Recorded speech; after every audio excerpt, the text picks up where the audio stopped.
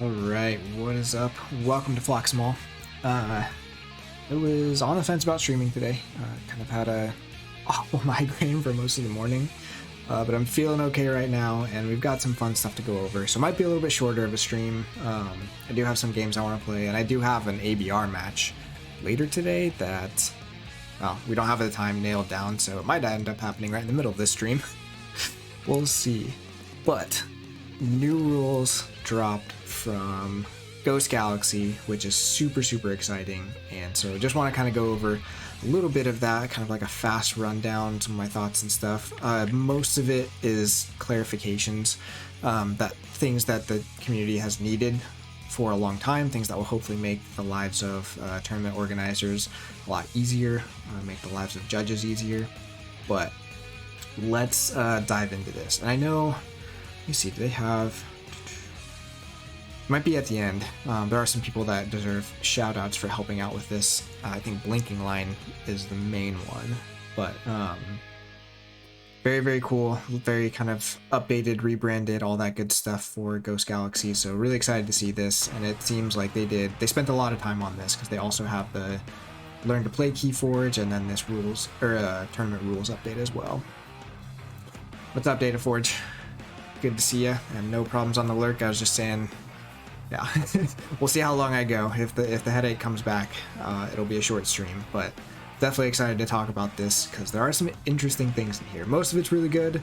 Some of it might take a little bit of mindset altering, and then there is one controversial ruling that I want to talk about, but for the most part, just looking at like ways that they've clarified stuff, made it easier to read, easier to learn how to play. All really awesome stuff in here. So, like other rulebooks they've done, red text is going to be kind of your new stuff, and a lot of this, again, is just kind of rewording, getting it kind of very clarified, very streamlined, so that you really know there's not as much ambiguity anymore. I think for a while, even the fact that this entire thing on how to define amber is in here is just really good, that they kind of really trying to make it as crystal clear as possible, especially for tournament organizing. Oh shoot, I'm sorry to hear that, Zoc. I don't know what happened with me. This is the second one I've gotten in the last like 3 days, but it was just like severe migraine, like felt like I was gonna throw up. So we'll see, but gonna try and plow through this for now. I've got some extra coffee and I've got some excitement at least. Let's see if that's enough. So let's see, I'm trying to think. I should have written down exactly what my big takeaways were. I feel like the Alpha and Omega stuff got a little bit of changes now. That Omega, because it used to be Alpha was like an enter play thing, but Omega was once it's played, but now Omega is also as the card is played. And I don't think that affects too much, but there are some interesting rulings with Chronophage especially. That kind of affect those rulings. Oh, what's up, Ketzer? Good to see you here. We're going through the nitty-gritty of the new rulebook. I don't know if anyone is Nacho Libre fans, but trying to think, one of the first things that they did in here, there's so much to talk about. There was a clarification. Where was that?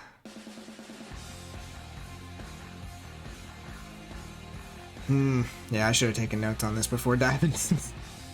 I read it like as soon as it came out, and I had a lot of thoughts then, and now that it's a couple days later, I don't know if I'm quite as organized. Well, we can get into some of the fun stuff first. One, they have leaked some, I don't even know what to call it, rules or new keywords and things from, not even from the Winds of Exchange set, but from the set afterwards, set 7? I think I was saying set 8 the other day, and that's not right. It's set 7, right? Because Winds of Exchange is set 6. So sorry to whoever I was doing that on Discord with. But we have a discard pip, which, oh, I'm so excited for this. And we'll see later that there's some cool synergies that they'll introduce into this. But like, this is one of those things that if you're new to Keyforge and you saw a card that was loaded with like, or like a deck that had several of these pips, you would probably think that's awful. Like, it's purple, it must be a bad thing. This is like gonna be put on bad cards or put on really good cards to make your deck worse to balance it. And it's just like, no, this is how we're going to get efficiency in decks after logos. Like, if they want to be creative on how to create efficiency, create handcrafting in different ways, this pip is fantastic for that. Just in all the AOA I've been playing, Yerk is a card from that set that I love. It's just discard one card from hand, doesn't have to be your house, and it's a fantastic card. It lets you really handcraft. Yeah, the aggressive hand shaping is, I think, is going to be really, really important for those later sets if they want to get away from just the strict, like, you can draw as many cards as you want, you can play as many cards as you want that we had with some of these high-end logos things. Like, I mean, autoencoder is just kind of like, it's not a card that instantly makes your deck good, but in the decks that it's good, it's so good. And it's just like, it raised that bar almost too much, I would say. Whereas this is a really cool, creative way to keep some sort of efficiency in your deck, some sort of handcrafting, without it being kind of these like broken things. Now, this is a pip, and as we've seen with other pips, especially capture pips, sometimes you'll get 3 of these on one card, and that will not feel good. Because to play that card, you have to discard 3 other cards from hand, and the pips always happen before any play abilities. So they could still end up being kind of a downside, depending on how many you get and stuff. But in general, I'm really excited for this pip. Again, that's probably not going to be until set 7, Grim Reminders. But the fact that they're showing some of that stuff now means they really have, one, a lot of forward thinking in terms of mechanics and stuff, but 2, they're hoping this rule book is like stays pretty constant even through that set, which makes sense because they're probably going to be putting this, or they're putting the simple rulebook in the starter pack that they already showed us on one of their videos a week ago. So really, really cool. Again, lots of clarifications in here just about like what is or is not in your pool in terms of amber, kind of some of those things. The chain bidding options, so this is kind of one that, because it like a lot of it stuff they say in here is basically for unofficial play, it kind of makes it like not matter as much. This is very much for like if you're doing casual stuff or whatever, but these chain bidding rules are different and they're kind of interesting. Kind of going with like the, you have to start at 4 on the better deck or whatever, but again, it still doesn't even address adaptive, which is a little bit sad for me. I really like adaptive as a format. I totally get why it's not efficient for like a large scale tournament setting. The adaptive prime I went to, I think, was 13 or 14 hour day. Like, it was a brutally long day, and that was just for 8 rounds. So I get that part, but I kind of would have liked them to address that a little bit more in these chain handicap rules. So this is very much more for kind of like if you're playing the same person a lot, you have kind of a casual mindset, or you really want to try and like get more of a balanced chess-like feel instead of a this is my deck and this is your deck, let's just play them against each other. These chain bidding options should kind of help you with that, but I don't know. In general, I was kind of hoping they'd say a little bit more about maybe some official formats that would use chains. But it's something, they're addressing it at least. Let's see. Oh, new abilities. So going along with what's up, Dinobot?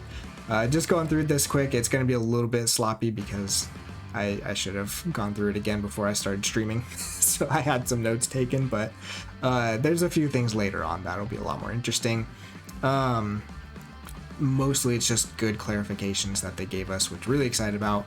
But we have our boldface items here, are kind of abilities on creatures or actions, artifacts or whatever, and we have a new one here that is scrap, and it doesn't explain scrap here, it explains it down lower, but we kind of get that teaser here, which is really cool.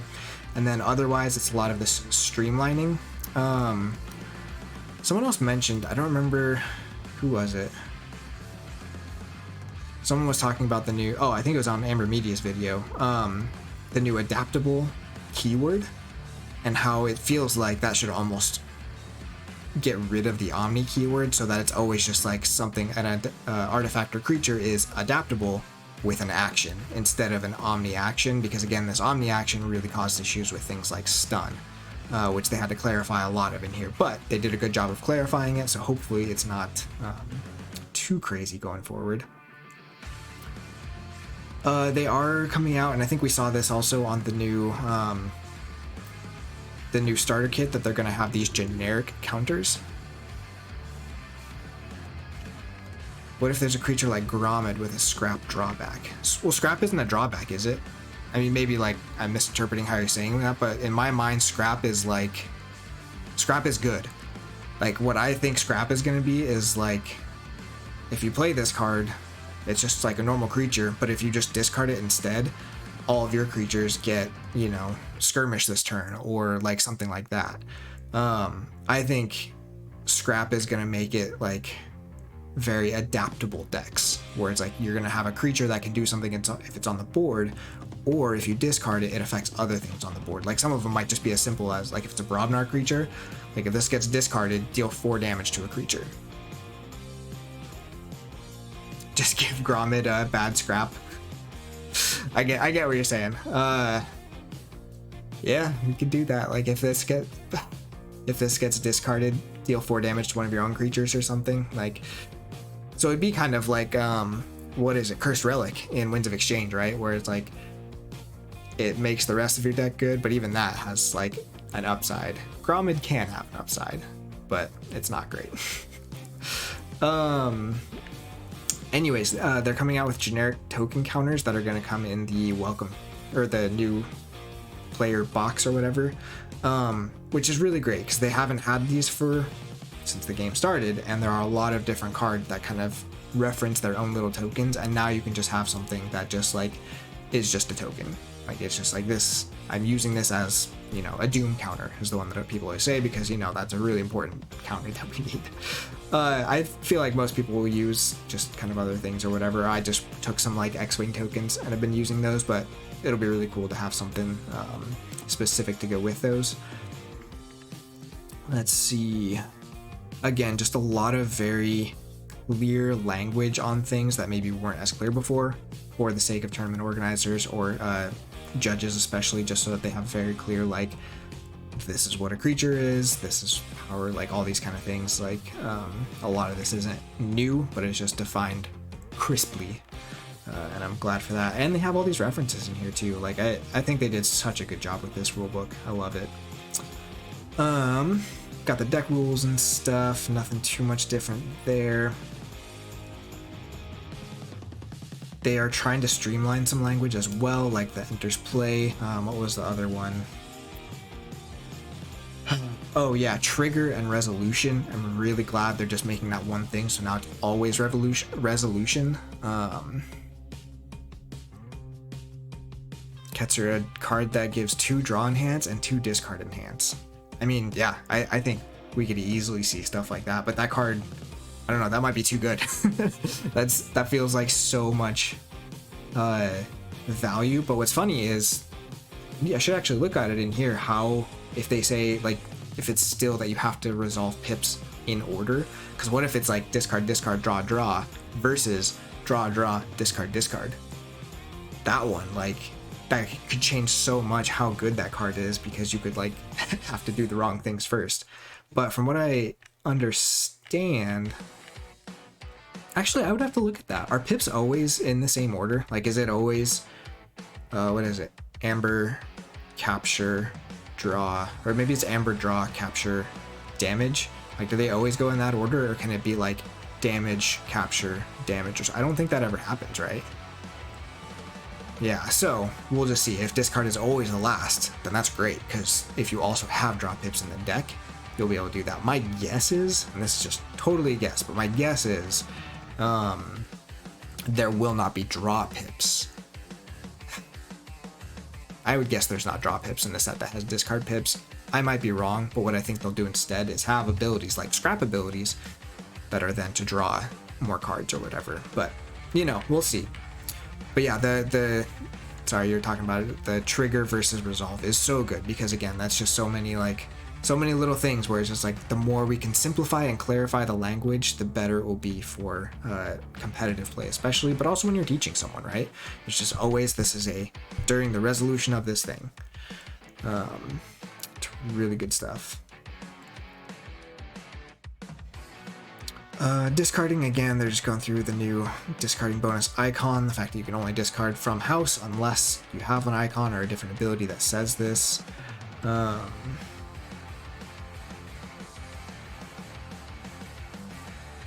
Again, I think this one might just be a rewording. I think this one was already there, just that like after a card is destroyed, that card still has to be in play for the effect to come out, and they do a good job of putting the text in here, but then also doing a lot of FAQs later. And the FAQs might be what we get into a little bit more, just because there's kind of a lot more specific examples.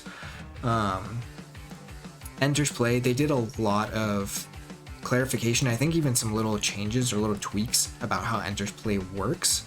Like I was saying before, especially like the Omega ability.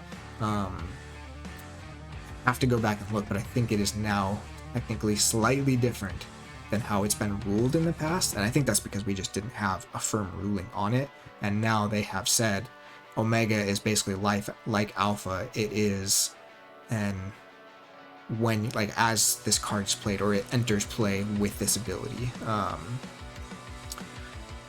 Maybe I might be wrong about that. I don't know. It's strange. I'd have to look at if they did something for Shadow of Dis. But I think Shadow of Dis now does not stop Omega. Check. Let's see, face down cards. So this is a ruling we've kind of needed some clarification on for a while. So cards like Jar Goggle, it was always actually unclear in the rulebook if you could actually look at the card that is face down under Jar Goggle. Now the owner of the card can legally look at that card. What's interesting is, we can talk about this later with the tokens, but with the token mechanic, since I've gotten to play a couple games with the actual decks that one of my locals brought back from Celebration, there is a strange little thing there where when you're making a token, your instinct is to look at the card and then place it face down on your battle line as a token. They actually clarified it where you have to put it onto the battle line first, and then you can look at it, which is important because if you know you're going to do certain like destroyed effects that are going to hit one side of the board or not the other, different, like if you're going to play a taunt next or whatever, you might want to preferentially put a card somewhere on like one side of the battle line or the other when you're making a token, because you want that creature to die or that card to die so that it becomes a card in your deck and recycles. But they made it so you can't actually do that until the card is in play already, which is very, very small, but you will notice it when you're playing Winds of Exchange decks that it actually makes a difference. So I just realized that looks super far away and stuff. Okay. I don't know, my camera is kind of wonky. Let's see. Fight, they already started doing a lot of clarifications with this in terms of like what counts as dying in a fight, changing it to before fight and after fight effects instead of just before fight and fight effects. I think it's all really good. Creature has to stay alive for after fight effects to trigger or to resolve. Sorry, I'm gonna do that. I say trigger. I think that's my normal one, but it is now resolve. I think the thing I like the most though is how they've made all of this kind of like simultaneous damage stacking really relevant, because like it gives so much strength to honestly like Age of Ascension Brobnar, if we're talking about well, those aren't called splash, so it might not, but the way that like splash damage works during a fight is a little bit different, and I think it's going to be really, really cool for some of those effects that say like for each creature destroyed in a fight, because now, at least in Winds of Exchange, splash damage counts as being destroyed by that creature in a fight, which is really, really cool and makes splash damage really, really strong.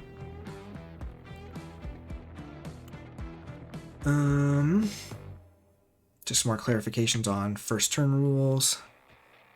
I think I'm going to really enjoy the way Windex embraces chaos and randomness. I am too, Getzer.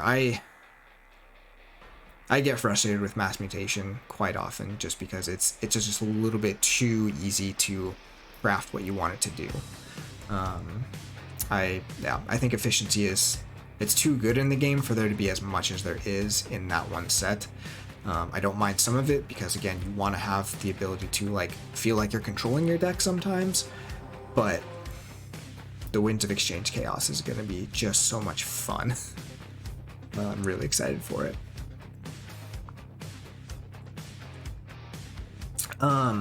House choice announcement.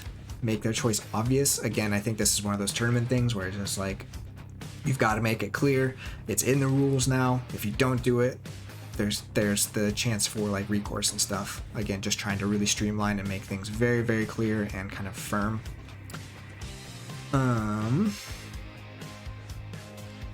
Most recent effect, if something is making it a house, which this again hasn't been super relevant since they changed certain cards like, oh, what was it? It's an artifact that basically counts as being in all houses, and now it's like the active house or whatever. But there are things that can make houses for different things, and this switches it to be multiple, which actually, this is just if it modifies it. So that is important for like Diplomatic Gung, who can make a creature. I'm gonna pull up some cards just while we're doing this. Arcana Arcana. Because looking at the wording of these will help a lot. So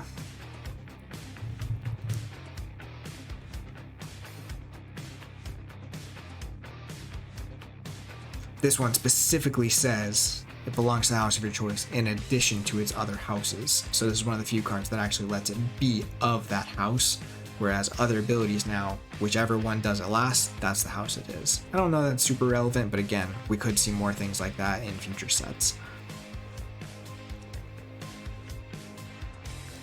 Actually, yeah, and you can stack a Gungs too, so you can make one creature 3 houses with a Gung specifically. Harmonic Ritual. Oh, right, Harmonic Ritual. If there's ways, we'll have to see what ways there are to make creatures different houses in Wind of Exchange. I don't remember all of them offhand because a Gung's not back in it, which is really sad. Because I think that card is like, this should be a common in most Star Alliance sets, I think, except for maybe Worlds Collide. Actually, no, not having a Mass Mutation is probably really good too. Okay. But it's a really, really cool card, very Star Alliance-y. Let's see, Infinite Loops. So, this is one of the new rulings that is, for the most part, it's good that it exists. Again, if it happens in a tournament, because they like missed some interaction, there's now a rule for how it works and how it resolves. Basically, if you create an infinite loop that is not affected by the rule of 6, the active player can just choose how many times it resolves. Seems pretty crazy, seems like a lot of agency if you do find a way to break things, but I think the goal that they have is that it's really actually hard to achieve an infinite loop. But they did actually, somebody, I don't remember if somebody found it or one of the Ghost Galaxy people talked about it, or it might just be in the end of this, but there is a Wind of Exchange creature, Nibor Flamewing, that if you have 2 of them in your deck, which I think is algorithmically, they're not going to appear in the same house, but if you have like a Maverick or something, the way those interact when it checks for one being in the discard, you can basically loop those infinitely to create tokens. We can get into the, well, I said we're going to look at cards, so we might as well look at it, huh? So it is a really interesting interaction that they're, how do you spell it? Nope, I want spoilers.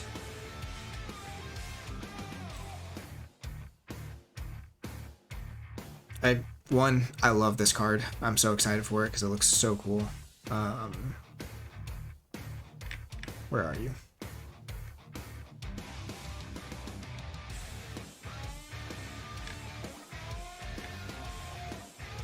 There we go. Let's see. Self-bolstering automaton. Oh, an evil twin of Shieldulator. I hadn't thought about that.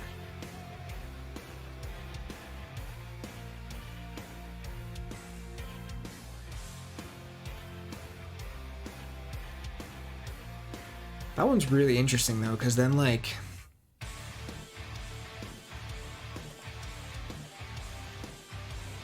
because it doesn't take damage, right? So it doesn't actually get the extra power. What do you do at the end of the resolution for that? I don't know if that really, like, does it end up dead or does it end up just eternally exhausted at -1 power or something? Is that one in here? They might have a little bit more work to do. Or playing a BDQ. BDQ though actually says like you can resolve it until you can't. Like you can just keep doing it yourself, right? Like it's already kind of in the text of BDQ, but essentially yes, it's like every infinite interaction now works like BDQ. But this one, so Nybor Flamewing at the start of your turn, if Nybor Flamewing is in your discard pile, you may destroy a friendly creature.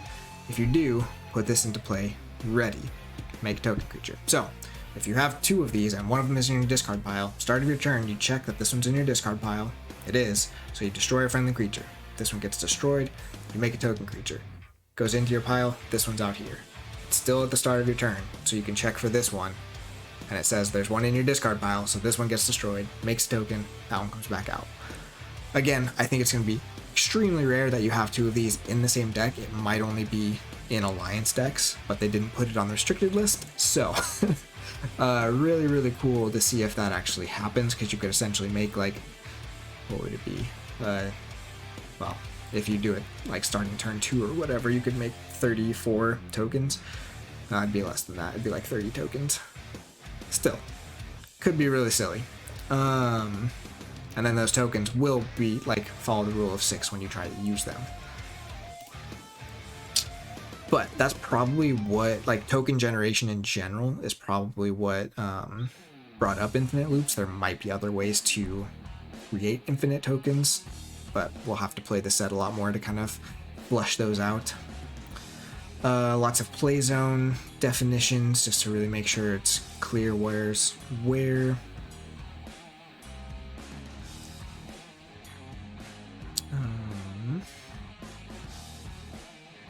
That stuff's pretty normal. So the Omega keyword is one of the ones that kind of got a little bit changed.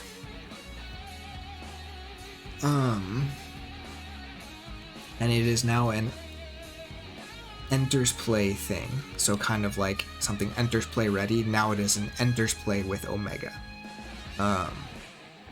Which before I think it was like a once it is played, Omega activates. And so this is relevant for, like I said, things like Chronophage that give creatures and artifacts Omega. Because now there were ways to, like, I don't know. It says it in the FAQ down below, so we'll look at that. But I think this is a little bit of a change, but it is a good clarification because Omega is kind of one of those fringe keywords that we don't see very often. So knowing how to treat it in certain situations has been difficult. Out of play zone, so again, lots of just good clarification on how to make Chronophage better. How many times have you lost in a competitive game against Chronophage? I would love it if that card was, I mean, it's very impressive, but it dies a lot. It's actually in my, don't tell anyone, it's in my ABR deck this week, is a Chronophage, which I might play that game during the stream, we'll see. My opponent and I have kind of been, it's fine. We said Saturday was a good day, but anyways, just lots of definitions for zones and what is viewable, what is not, what is like public information, what is just active player information and stuff like that.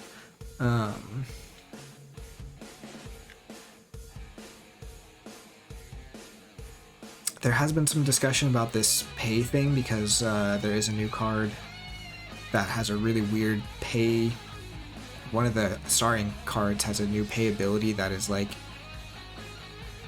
is it saying you have to do something else to kill it? Like it says you can't use this unless one of your creatures is destroyed. So does that mean you basically have a free destroy one of your creatures this turn, or do you have to find a way to destroy one of your creatures in order to use that? Let me see if we can find that one.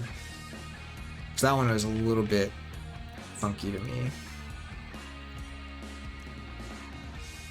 It's one of the big crazy, yeah.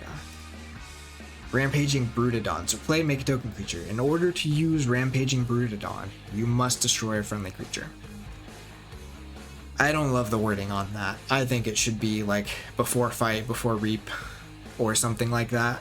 Destroy a friendly creature, because this is just like, can I destroy a creature and then not use it? Or, because there's other things where it's like you have to discard from hand, but using the creature doesn't discard from hand. You have to voluntarily discard something from your hand before you can use it. That doesn't mean you're automatically using it. So I wonder if they address this one down below, but this is one of my less favorite. Like, I don't like the wording on this at all, because it isn't clear if it gives you basically a free sacrifice, or if you have to find another way to sacrifice something to use this. It seems like you have to, like, you basically get a free sacrifice, but you then have to use this creature. I don't know. I don't like the wording on it. We'll see if it gets down there. Right, so that's what I was thinking, is it should be like Earthbind, but just get another tab of this. Nope.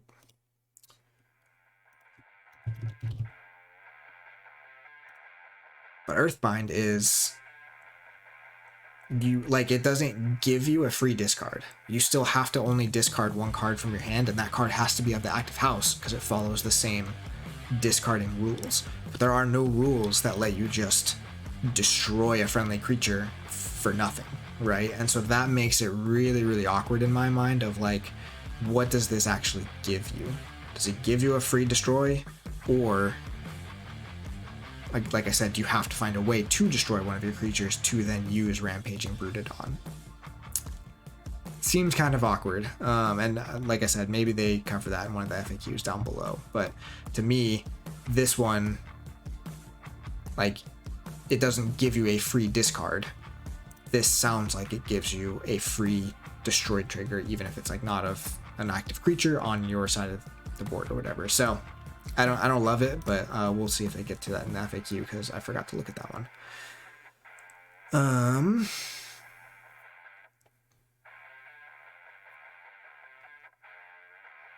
It says mostly just clarifications.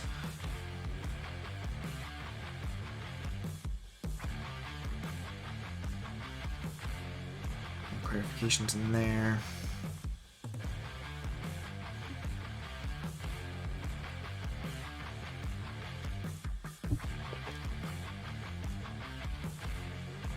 More restrictive effect applies.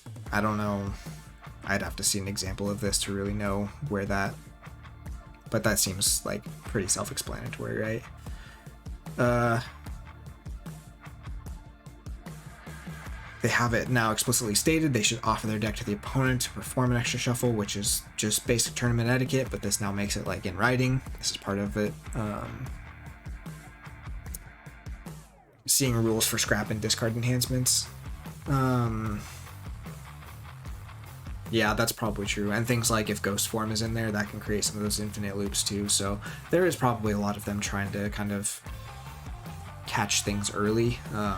But the fact that they're giving it to us now before we even have that gives us a chance to like question them on it too, right? Especially since some of those guys are in the Discords. Like I was talking to Sky Jetta about one of the rules that we're going to get to. That is, to me, very controversial. But yeah, I think there's a lot of stuff that I'm so like I'm already excited for set 7. I'm so excited for Winds of Exchange, but I think set 7 is going to be so much more Ghost Galaxy design. Love to see some Grim Reminder anomalies. I would love to see like after Grim Reminders, like what, how far do we get to go? Because even some of the stuff, like some of the stuff that was even in Worlds Collide is just like, I want to know what set this comes with, because like the graft mechanic, maybe that is just anomalies. Maybe that's just like someday we'll figure out how to make graft into like a keyword for a set or whatever, kind of like Exalt or things like that have kind of been like, they started in one set but come later. But I don't know, they could do some cool stuff. But I'm excited for anomalies. We'll see if I actually open one. To this day I have not opened an anomaly. Makes me sad. Speaking of scrap, though, we have the new keyword here. So, scrap is a keyword that will be on a card. We don't even know if that's restricted to just creatures and artifacts, or if it's going to be on actions and even upgrades. But it has to be discarded from a player's hand. It's not just when it leaves play. It is specifically discarded from a player's hand. The active player resolves the card's scrap ability. So, before we get into what scrap abilities do, this is really weird to me because you're going to have so many, like if you're playing older sets, like just Subtle Auto, I discard a card from your hand and that has a scrap ability. I resolve that ability. But what if the wording says just like you gain 2 amber? Who gains the 2 amber? So I think this is probably going to take a lot more.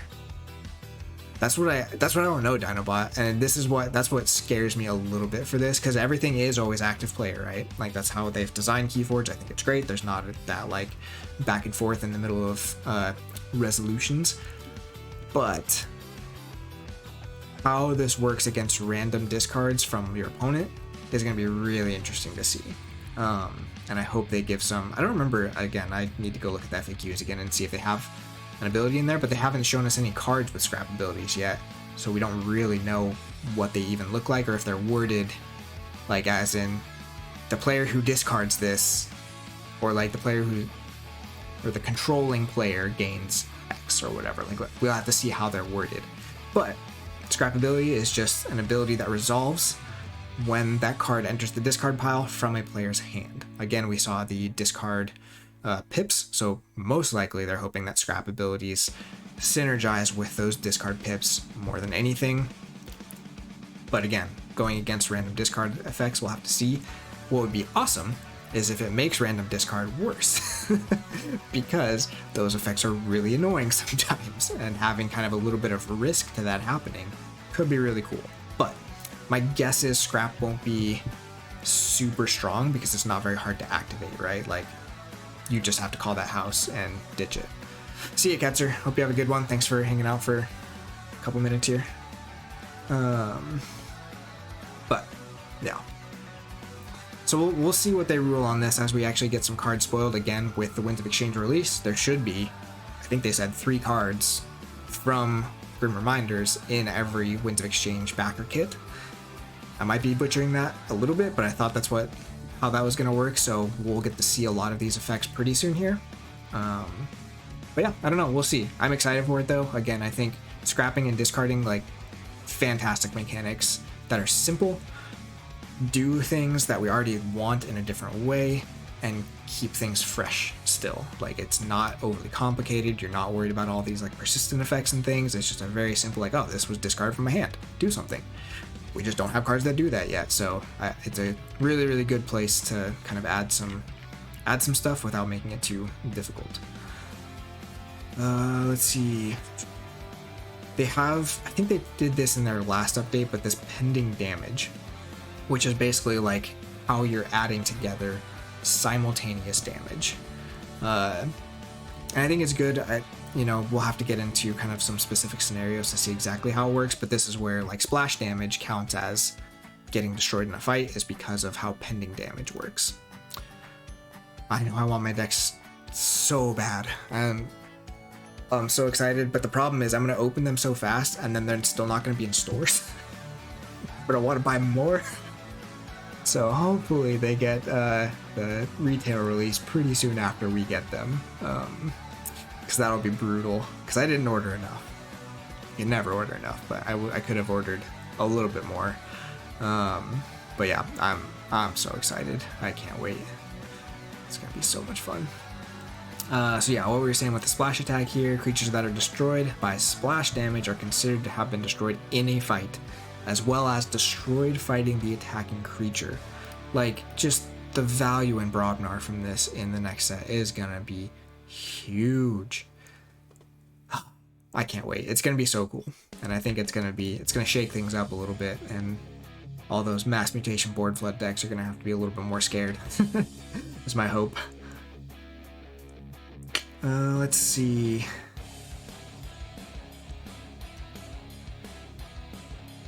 Token creatures, we've already seen a lot of the rules for these already. but you can look at the underside of tokens you control. You cannot look at the underside of tokens your opponent controls, which is relevant if they take control of one of your tokens. You can't look at it anymore. So if you forget, that's on you. Treachery is a new keyword. It's something we already have, not on too many cards, but it's basically, again, just trying to streamline things a little bit. So this is a card that you play, then just play under your opponent's control. So now that's just going to be a keyword like skirmish, like hazardous, like all those things. It's just going to be treachery. Same vein, we've got versatile, which is just this card can be used as if it belonged to the active house. Doesn't mean it belongs to all houses. Yeah, ways to make hopefully less text on cards, so you can add a lot of other text, especially that good flavor text that we love. But yeah, just good simplification of things.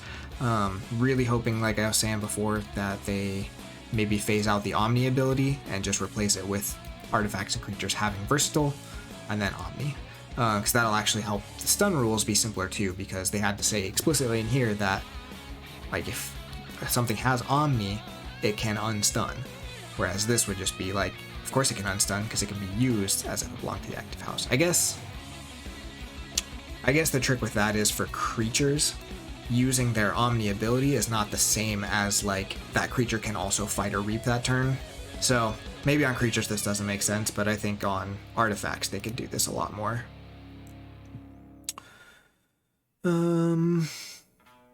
Upgrades are now affected by Shadow of Dis. I don't remember what the ruling on that was before, but this is clear now. If an upgrade gives text to the creature, Shadow of Dis now blanks that text box, including the upgrades.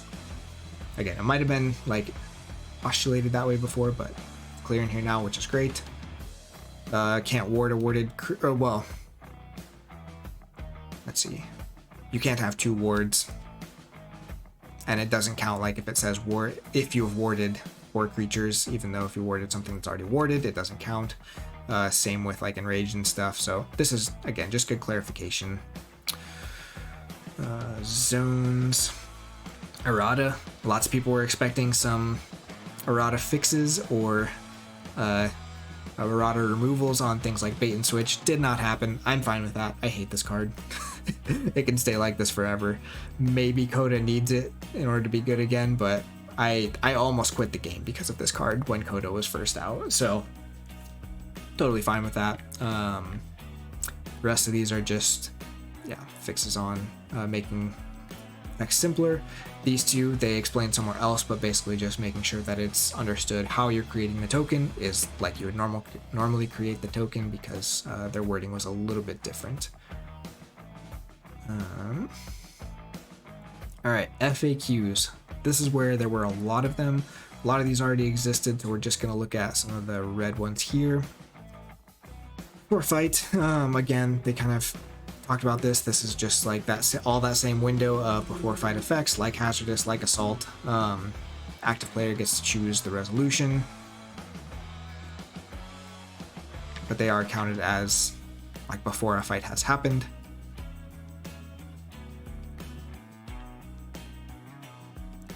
Control of cards. There's so many cards that change control in Winds of Exchange that having some really clear stuff on here is good.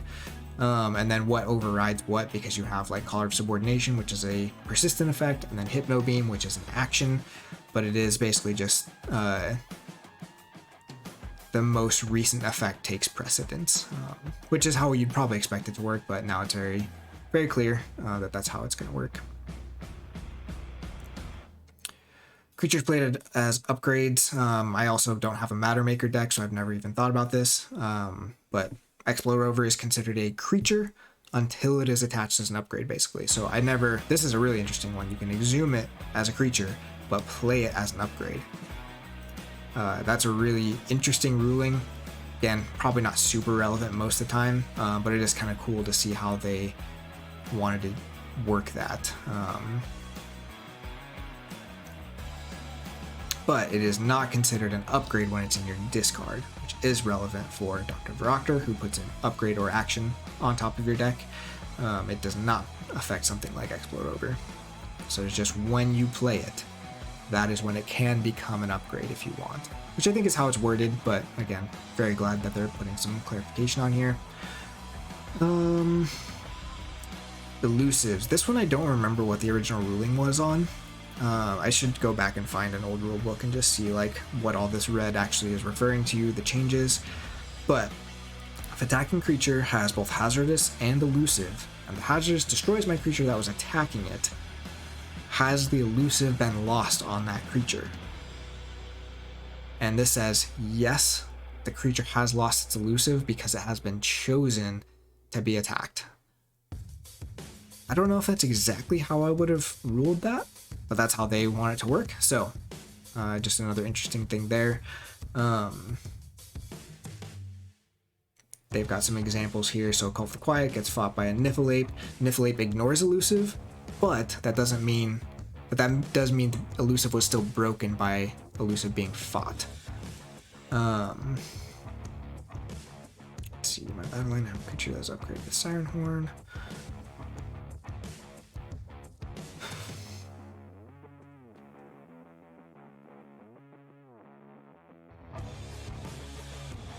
Oh, and then this is a creature that can gain elusive because of Siren Horn's ability, which is kind of awkward, but at least there's a ruling on it, because that's one of those things you might not know until you hear.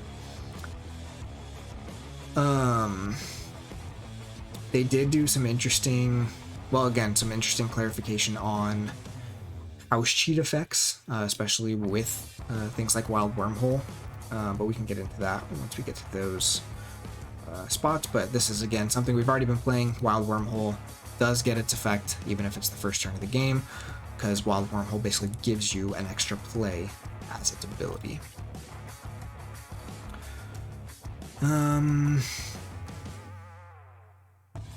Let's see.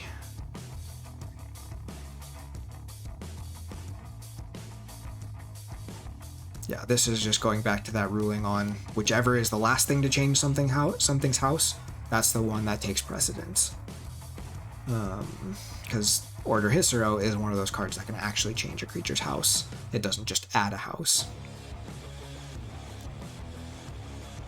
Leaves play and enters play things are really interesting. Khalifi Dragon has a cost to play it, but it is not a cost to enter play, whereas Scowly Caper enters play with an ability.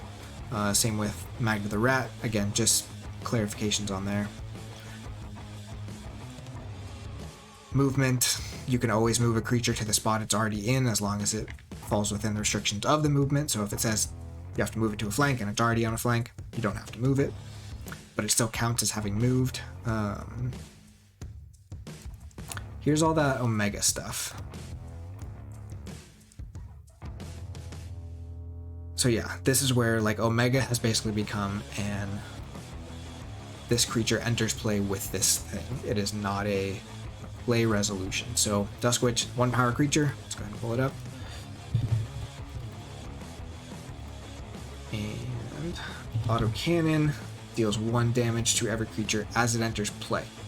So I think, I might be wrong, I think the way this was ruled is you could play Duskwitch and autocannon would kill it before Omega resolved. I don't know if that's exactly how it was ruled before or not, but it is now clarified in here that that is how it works.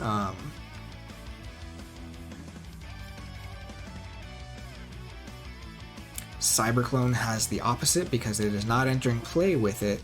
It it purges the card and then gains its ability. So it's already in play and it does not gain the Omega ability. Really interesting with Duskwitch, so gotta be careful with that interaction. And then here's the Chronophage ruling. So my opponent has Chronophage in play with 2 damage on it. I play a creature that has a damage bonus icon on it. So before, like we said, bonus icons all resolve first before text. But now what we're saying, so damage bonus hits Chronophage.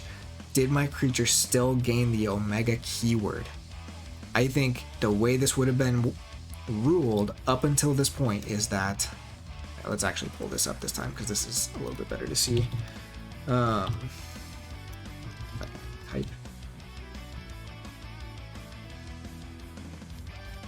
All chronophage, your opponent's creatures and artifacts gain Omega.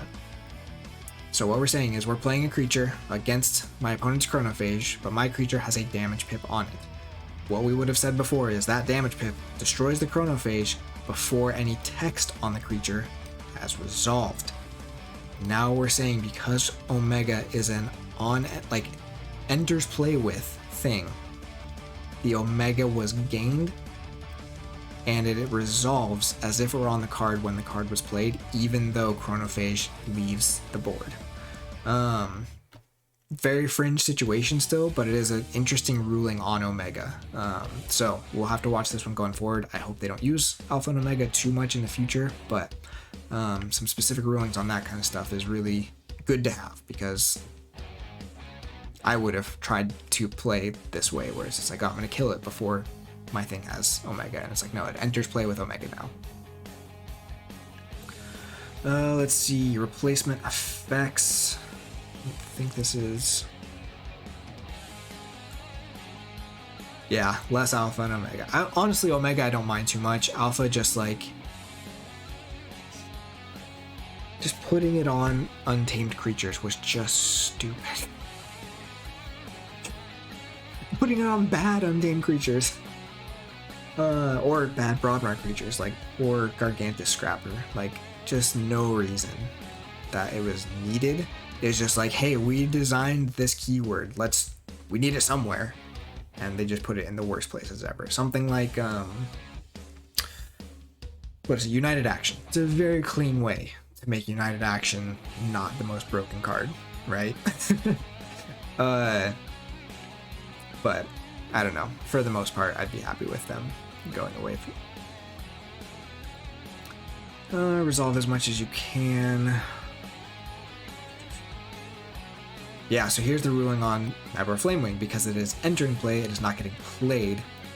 So it does allow you to repeat this loop if you have 2 copies. It is not limited by the rule of 6, because it only applies to playing a card and using a card, not resolving its abilities. So if you have 2 copies of Nybor Flamewing, you can loop this infinitely to create as many tokens as you want. Again, we'll see how common that actually is, but it has a very interesting effect.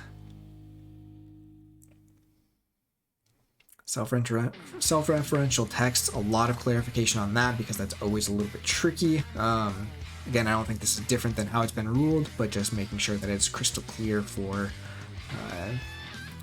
tournaments. Let's see, stun. Basically, anytime a creature would be able to be used, you can unstun it. Again, I think that's how most people played. That's what makes sense. But yeah, just again making it very clear, you can always, basically almost always, unstun a creature if you would be able to use it otherwise.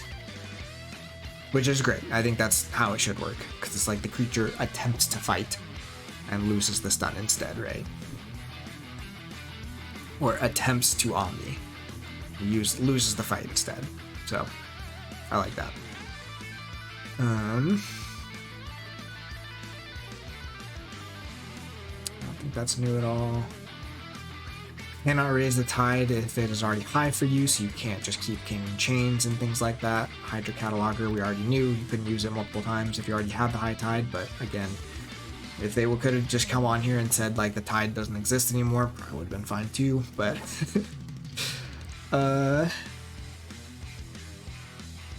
timing windows, again, just some clarification on things. So this is, I think, how it's been ruled already, but Nexus, if you reap and then use a card or use an artifact that gives Nexus an after reap effect, you can order those effects so that you still get the after reap effect, which is pretty cool. Again, pretty fringe, but things can stack during a resolution, which is where we'll get into the really interesting effect. We're not quite there yet.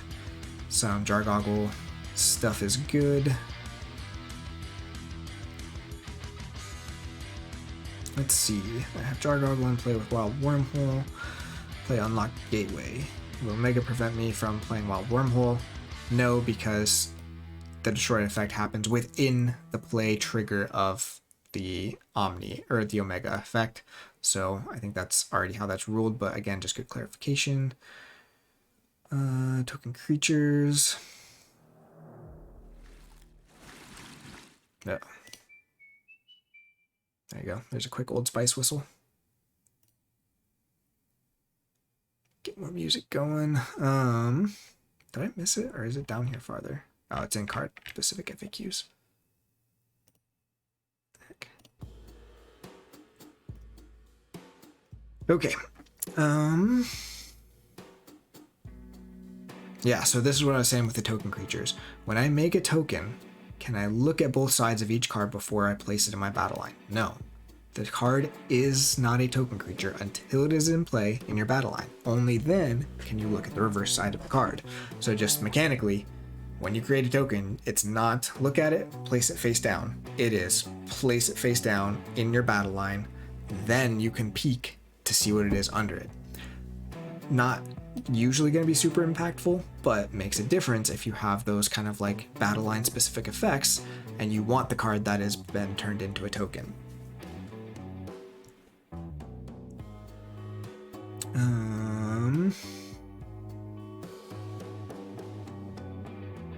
And then wards don't save something that's already been tagged for destruction. I think we already had that. Let's see. Lots of card-specific FAQs on here, which is really good because some of these cards have been out for a while, and we just want to make sure things are clear there. Active player does all the things with Amberlution. Animator. Yeah, I think a lot of this is stuff that they might have said last time.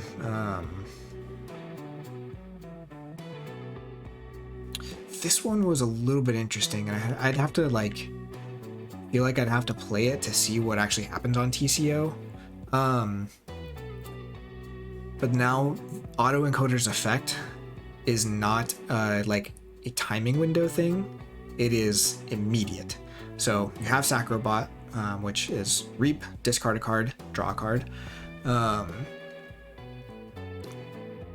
The resolution of autoencoder automatically happens before the draw card. And I don't know, I'd have to see on TCO if it actually does it that way. But very clearly stated now, the discard happens, you immediately archive the top card, and then you draw a card. So no more choosing which happens first. I'd have to think if there's other situations where that matters. But that is something. Auto Legionary. Can't go to your battle line because you don't control it. If you use a remote access on it. Bait and switch still only steals 2. Just makes some people very sad. You can bounce Reassembling Automaton with a Death Quark as many times as you want, as long as you have other creatures and it doesn't go to your discard. Okay, so here's the house cheating stuff, the start of it at least. So if you have Val in the middle of your center line and you have a Comm Officer Kirby and you resolve both, you get 2 allowances. And playing 1 does not use up your other allowance. But later on, we'll see Wild Wormhole. I'm trying to think of what the scenario is. But basically, if you play a non Star Alliance card with a Wild Wormhole, that counts as one of your allowances, because it's saying you can play like 1 more. We'll find it. It's in here, but that was very interesting that once you have played a non-Star Alliance card, that uses the allowance. I was looking for a way to make some extra money. I saw this video of You can code monkey between warded creatures, and you still gain the 2. I think that's been like that. And I'm so glad I did. Getting started. Doesn't archive when destroyed with Collector Worm. Cyberclone has some really interesting stuff, but this one's interesting. I think this is new. If Cyberclone copies a Auto Legionary, it becomes a 5 power creature.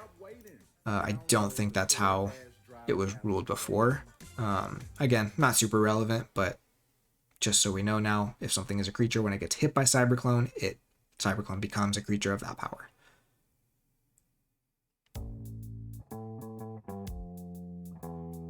Mimicry is played as a copy of a Shadows action, not a Untamed card that then becomes a Shadows action, or whatever. So Mimicry doesn't count as playing an Untamed action unless you copy an Untamed action. It's kind of interesting.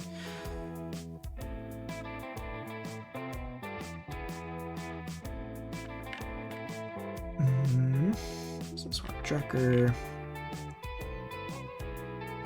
Scowly Caper enters play ready if you have a Dusk Witch on your board, which is kind of interesting. But it is your creature. Dusk Witch says your creatures enter play ready, so you can give your opponent a ready Scowly Caper if you have Dusk Witch down.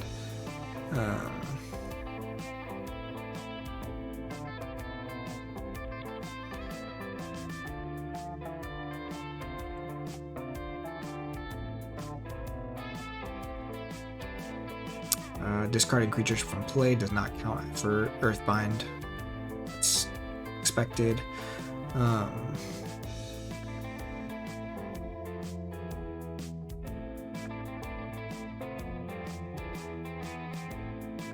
and Countersuit specifically says before resolving the play effect, if it gets played by a wild wormhole, it is played after the play effect has started resolving.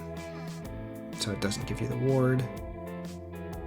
Endless Hordes is going to be a really cool action in Wind of Exchange. Basically, you get to create a ton of tokens and they all just fight your opponent's creatures. This is just explaining kind of exactly how that resolves. First, you would make 7 token creatures, or however many your opponent has. Then you ready each of them and fight.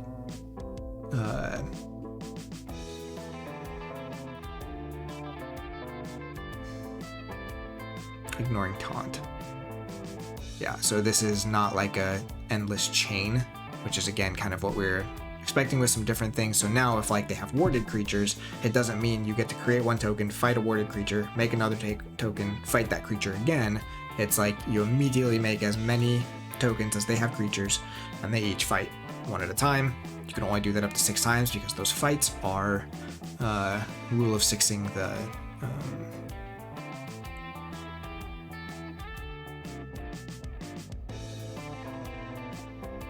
yeah. Oh, actually, does this rule of 6? Oh, now I gotta read it. Okay, my opponent has 7 creatures in play, and I play Endless Hordes. Do I make a token creature, ready it, and have it fight an enemy creature, then repeat that process 6 more times? Now, solve the ability in the order it was written. Endless Horde says, for each enemy creature, make a token creature. So, make 7. Then ready them. Then ready it, and fight it. Ready and fight that enemy creature, ignoring Taunt. Solve these fights 1 at a time. First, you would make 7 token creatures, then ready each of them. Then have them each fight an enemy creature, ignoring Taunt.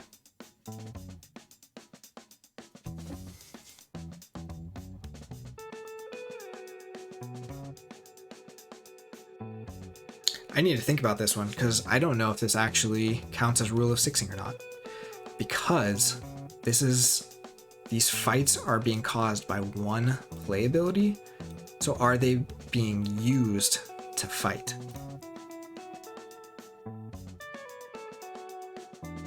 Interesting. I might ask about that one.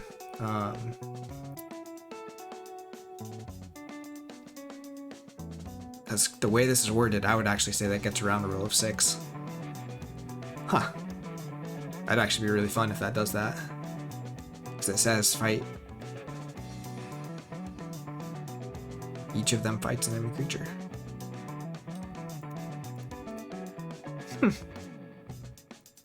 Oh dear. Might have just dropped frames there for a second. Sorry about that. Oh no, we're good. Okay, let's keep going. Exterminate. Fandangle does work as a Maverick, which is gross. Red Investors. Okay, so cards that reference how many keys your opponent has forged always reference how many they currently have. So like if you have something like Dr. Proctor Reckless Experimentation and you destroy a key, your opponent is not considered to have forged 4 keys by the end of the game. It is just they have this many keys. Gargantodon's replacement effect. Gabuk has always been an interesting one. Gabuk into Spartasaur. Spartasaur's ability and Gabuk's ability resolve in the same timing window, which is destroyed. Spartasaur doesn't resolve because it wasn't in play when Gabuk was tagged for destruction, basically. Or when Gabuk leaves play. Okay, now we're into the juicy one. Ghost Talk. I haven't seen anybody else talking about this, maybe because I'm thinking about it too much. But let's go ahead and read this second one. So the first one, let's see. Jargoggle with Ghost Talk. Jargoggle gets to reap if you play Ghost Talk, that's fine. But this one is the one that's really, really interesting to me. So, in my battle line, I have 3 creatures with Cinder on the left flank. If I deploy Ghost Talk between the middle creature and Cinder, and then reap with Cinder and destroy Ghost Talk's left neighbor, can I reap with the new neighbor? Man, I almost want... What if I can create a dummy game and do this? Actually, I have to find a deck with Cinder and Ghost Talk first. Let's see if I have one.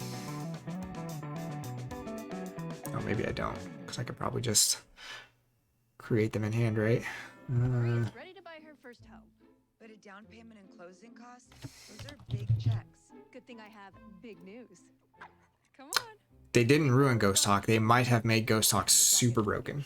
You get up to $1,000 cash toward closing from Rocket Mortgage. Yeah, and one you can get only with Rocket. Isn't that a good deal? That's a good deal, right? Visit only. All right, repo. Started today.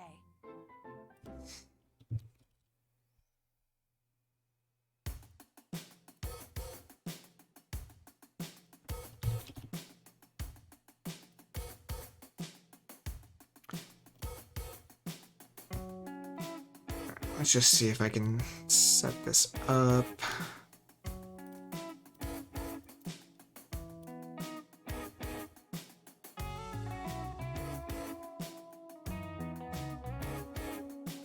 There's gotta be an easier way to do this, right?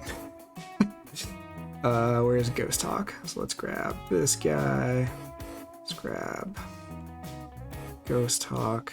Okay, so we don't have the third combo piece in here. That's fine.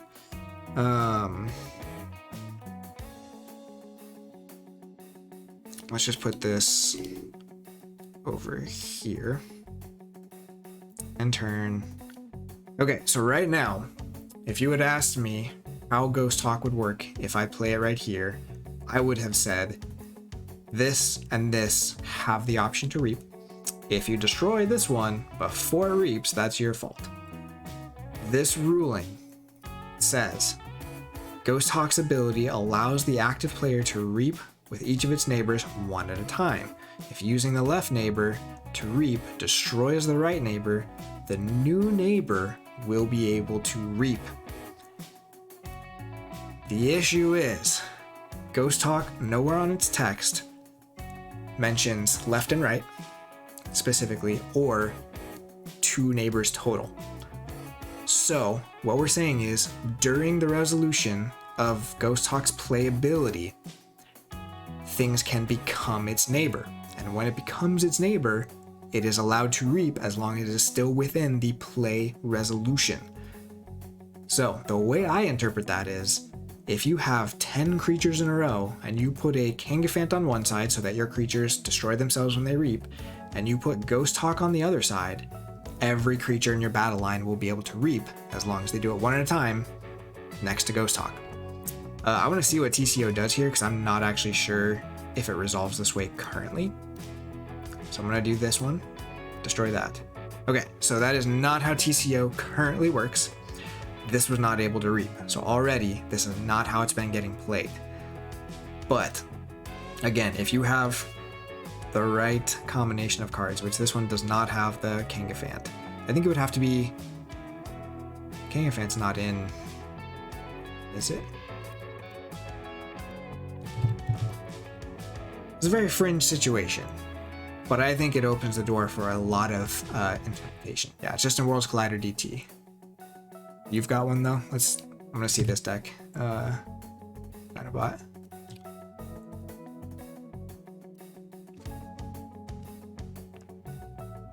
Oh, this is MM2, so it doesn't have the Ghost Talk. Yeah, I don't know. So I asked, this one I did actually ask Sky Jedi about already, and the last he said was he's gonna think about it. But the way this is written right now, this ruling makes it so you could argue that you get to chain as many creatures as you want next to Ghost Hawk, as long as something else, like as long as it becomes a neighbor while Ghost Hawk's playability is resolving, there's no reason it can't reap. So that's a really interesting one to me, and might be worth looking for some Ghost Hawk Kangafant decks. But again, it also works if you have multiple Cinders. If your opponent has Bloodshard Imp on the board, there are different situations where this can happen. Okay, it's not always worth it to destroy your own board either, but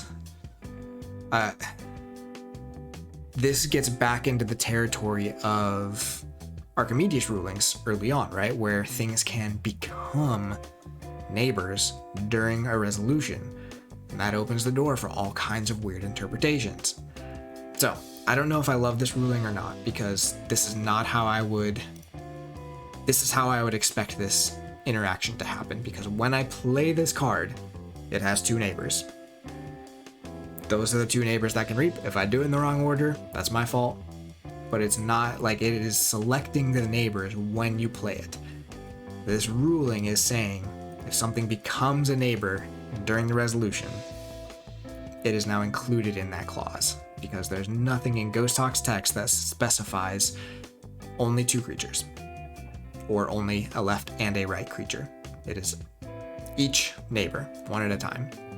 So we'll see if they fix that one. But for now, go find some broken decks and try this. Not that TCO will let you do it. You'll have to do it against, in person or whatever. But in a tournament right now, you could argue that you get to chain that. So that was the most interesting one to me. That might be the main thing to talk about now going forward. I don't know if there's too much else that was really interesting. Harmonia count itself, it's been like that.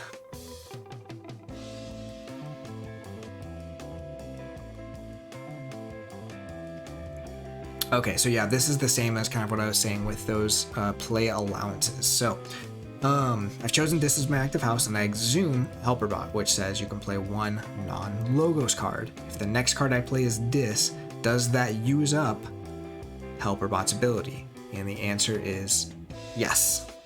That uses up Helperbot's ability because that next card you played was a non-logos card. I wish, I don't know, I'm not like a rules exploiter usually, like I'm not a min-maxer, so I'm surprised I caught that. But I also apparently like to just go into like the TTR Discord, cause controversy, and then leave for like a week again. So I think that's kind of what happened here. But this one I'm proud of because I haven't seen anyone else mention it yet, and that Ghost Talk one is kind of a big deal because it has implications in other places, or it will. Especially if you have something like Keyfrog on part of your line 2, because then that Keyfrog can just kill itself. So yeah, we'll see on that one. For the most part, it's just a lot of good, like the rulebook is just a lot of good clarifications on stuff we were already pretty sure about, but I think they're trying to make OP as clear cut as possible, so that there's not like controversial rulings in the future, because that's happened sometimes and it frustrates people, right? Let's see. Cards have to fully resolve before they're in the discard for something like Witch of the Eye. We already talked about Jargoggle. Is this a different Jargoggle one? There's so many rules for Jargoggle.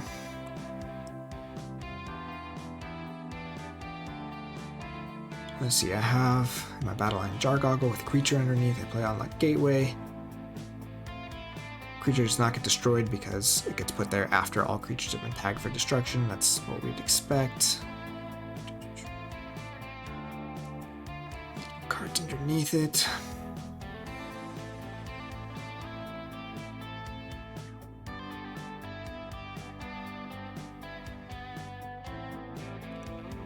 Okay, you only get to play one card that's underneath Jar Goggle. Sorry, I don't know why it took me so long to read that one. Can the active player name a house which is not on the Archon card? Yes, if you have... oh, sorry, that's just for Keyforgery. Sorry. Keyfrog. Oh, this one.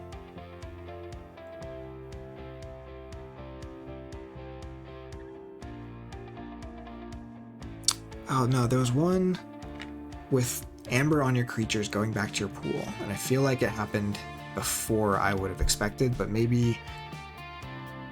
I think I actually figured that one out, and that actually made sense because it was like a something leaves play or whatever before Keyfrog is finished its destroyed effect. So, Lethal Distraction, Mac the Knife. Lethal Distraction does stack, not that anyone cares because that card is terrible. Mac the Knife can kill itself and gain the amber because it is all the resolution of that ability. It's kind of fun.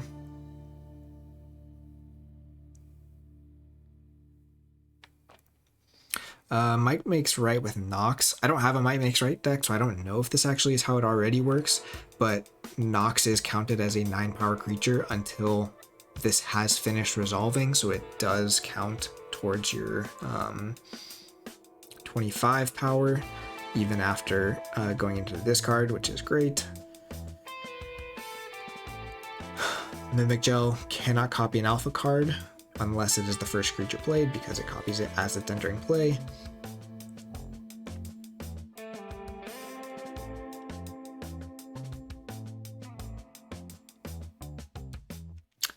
Bonus icons on Mimicry do not resolve, which is just so sad. Don't have to choose creatures with amber for Mug.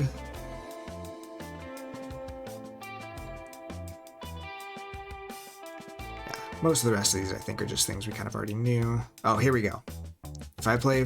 So this is actually really important for library access decks, which is kind of ridiculous because they've already done so much restriction on library access in terms of Alliance especially, but this is another actually really important distinction. So on my turn, if I play a Phase Shift, which allows you to play one non-logos card, and then Wild Wormhole into a non-logos card, that triggers Phase Shift's resolution.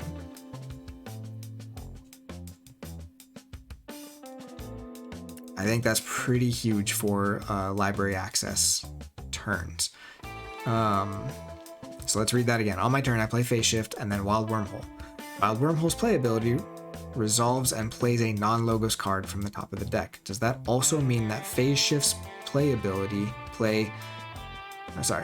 has resolved, or can I still play a non-logos card from my hand this turn?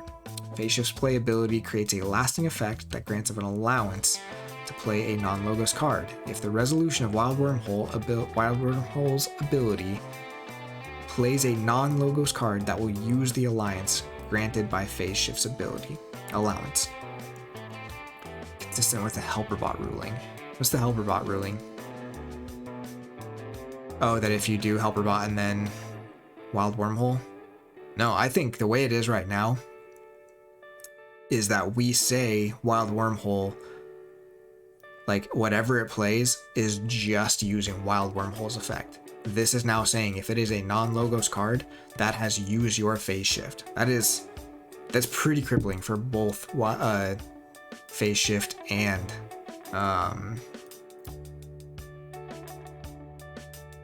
Helperbot. So unless I'm reading that wrong, but so Wild Wormhole does not have a play allowance in terms of non-logos cards. Yeah, it is strange. Some of these, it's hard to know if they did this because of other cards coming out later that become very broken without something like this. But yeah, this is going to be a really interesting one to start enforcing, because I think it's going to hurt a lot of Coda decks that are kind of just hanging on, that use library access, phase shift, wild wormhole to get a lot more plays, to get a lot more draws, because this will shut down those key charge plays at the end of it, or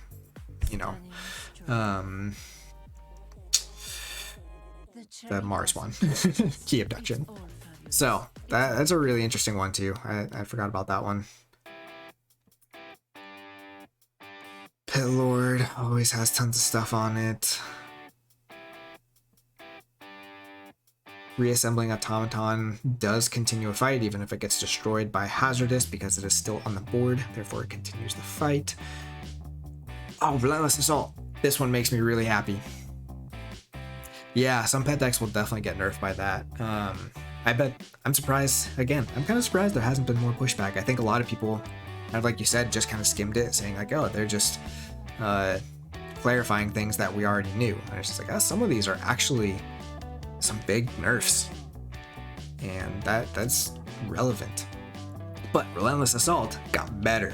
So when playing Relentless Assault, do I choose 3 creatures I'm going to ready and fight immediately after playing the card, or can I resolve the first ready and fight with 1 creature, then decide if I want to continue? You do not need to choose the creature first.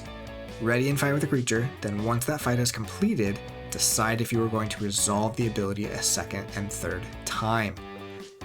So before, this was not all that important because you weren't really creating creatures on your turn all that often.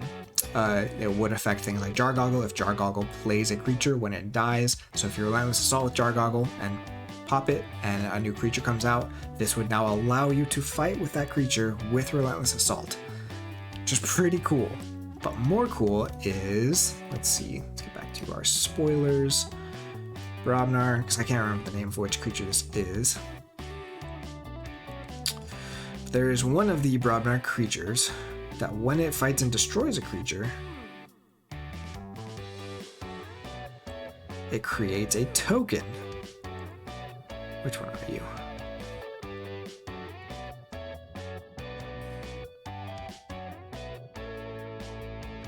Okay, Jarl Sven.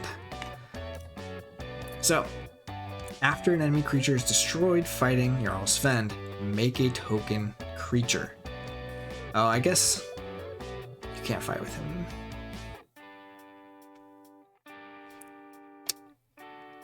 There might have to be, I'd have to think through this a little bit, but basically, if you create a token creature by fighting with Jarl Sven on your first resolution of Relentless Assault, that token creature you just created can now also fight.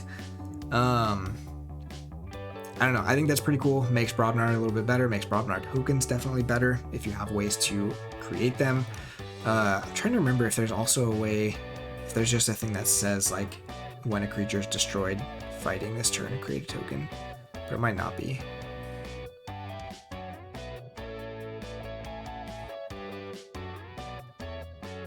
Yeah, so I had that a little bit wrong. Unless you can give Jarl Sven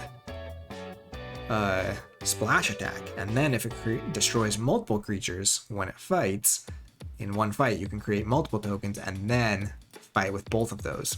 So I think this Relentless Assault ruling is really, really cool. Should make for some really interesting sequencing down the road, but again, I don't think this is how TCO works right now. I'm pretty sure you would have to choose you have to choose all 3 creatures and then ready and fight with each of them in that order. So yeah, there's a lot of differences here to like subtle things, but things that are different than how they work right now, as we just saw with the Ghost Hawk. So see how long it takes for those to go into effect. Replicator, I don't think this is... Yeah, you get to choose one. Reverse time just flips the deck over. I don't think that's new.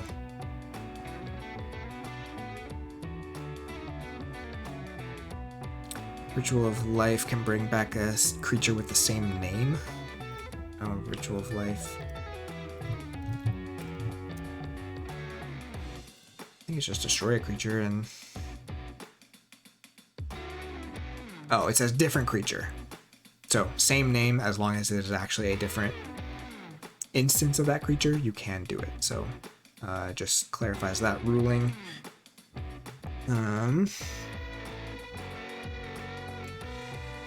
After playing Alms Master.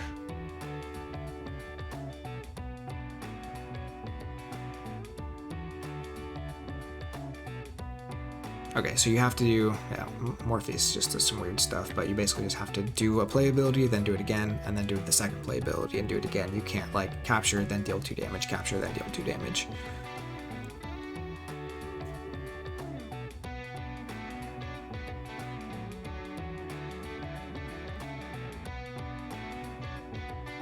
Active player chooses ordering of things like Tech 4 Pulpate and Kincan, that's not new. Double Scowly Caper, this one I think, I'm trying to remember, so this is similar to the Ghost Talk ruling. So if I have 2 copies of Scowly Caper with 1 creature in the middle, and that creature's a Dexter. At the end of my turn, if I have no other creatures in my battle line, will I destroy one of the Scowly Capers and Dexter, or does Dexter get tagged twice? Oh, were you actually waiting for that one? Kincan Pulpate? Yeah, they're both resolved in the same window, so active player gets to choose which resolves first. So if you're the active player and you choose to resolve Kincan first and then the Pulpate, then you don't get stolen from. But this one, let's see. Dexter and one of Scowly Capers will be destroyed. Again, this is super, super fringe, but this is like something can basically become a neighbor, but Scowly Capers are not, they're not like play effects like Ghost Talk. It's just a persistent effect, so kind of the same as this, like start of play, end of your turn, do this effect, you get to choose the ordering. Dexter leaves after one of them has gone, so the other Scowly Caper then tags its neighbor for destruction. I don't think this is super crazy.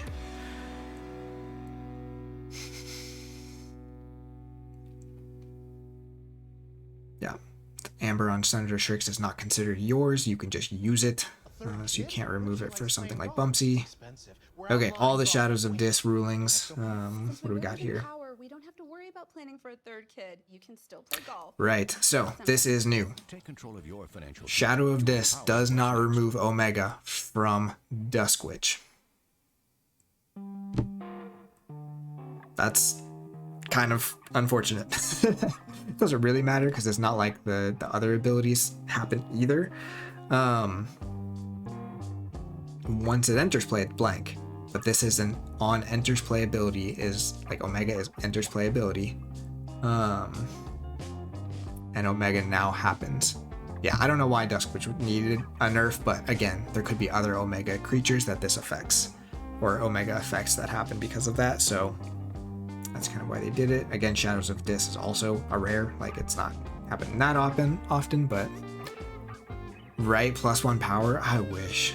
Duskwitch, I don't know, I've been playing a lot of Duskwitches lately with all these AoA, they're brutal. Duskwitch with double Sutterkin just feels so good. If your opponent doesn't think to kill one or the other. Shadow of Dis on Bad Penny. Alright, Duskrunner gives the creature an After Reap ability. So that is also blanked, not new. Shadow Self is now destroyed in the fight. It is considered being destroyed in a fight by a creature fighting one of its neighbors. Again, I don't think that's how that was ruled before. Fighting is getting stronger, especially with Winds of Exchange coming out, so they're just clarifying some of those things now, that if Shadow Self is destroyed because of the damage redirected by one of its neighbors getting fought, it is considered destroyed by a fight. Let's see, fight Bulwark, Shadow Self does... Yeah, Shadow Self takes 4 damage. The damage dealt to Shadow Self from its redirect ability is not stopped by armor. I don't remember what the ruling on that was before, but it is good to have a clear ruling on it now. Shadow Self, 6 damage in the middle, sacrifice Special Delivery. See, this is where it gets weird. So, Special Delivery, let's look this up. So, Shadow Self is considered destroyed in the fight if its neighbor was destroyed, or if its neighbor was attacked. But if its neighbor is hit by special delivery, Shadow Self does not get purged. Seems kind of weird, but this special delivery specifically says if this damage destroys that creature. So it's the targeted creature, not the creature that's actually destroyed by its damage. So I think that's fine, but just good that they have it in there because those are things that you would think are similar, but they're not.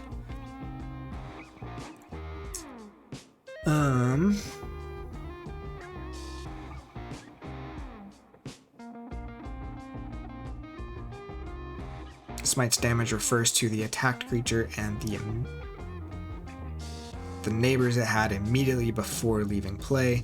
So this again chooses the neighbors before the fight happens, but they're not damaged until the fight actually happens. Or would have happened. They smite and attack, destroy my opponent's Doom of the Martyr. This one was weird to me. I kind of thought this would be a active player decides, but Doom of the Martyr's destroyed ability happens first and then smite damage happens. So let's look at smite. I've been playing so much of this card lately, I should know. So this comes down to you do the first part and then you do the second part. So ready and fight with a friendly creature, period. Deal 2 damage to the attacked creature's neighbors. So what this is saying is, first off, those neighbors are decided before the attack happens because it is the attacked creature. Even if that creature is no longer there, it had neighbors when it was attacked, so they take 2 damage. But Doom of the Martyr gets destroyed in the fight, which is the first period. Therefore, its ability happens, the destroyed ability, and then those creatures take damage. Interesting though, this is not counted as splash damage. I would have loved if a lot of things like Cowfine or Bingo Bang Bang or Smite were just reworded to be splash 2, splash 5, whatever. That's not what they ended up doing. It's unfortunate, but at least they're clarifying how these work because they don't have the splash keyword.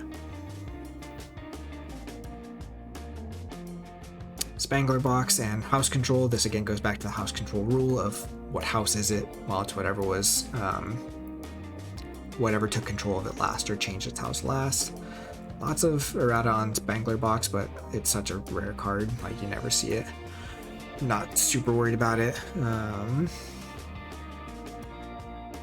Swallow Whole, you do as much as you can. Simon is now officially an alien. If you had one of the cards that said it was an elf.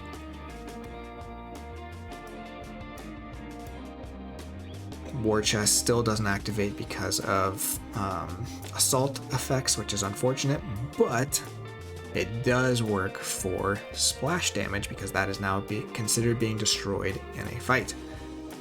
So super excited for War Chest. I don't remember, is that in the new set? I already have you.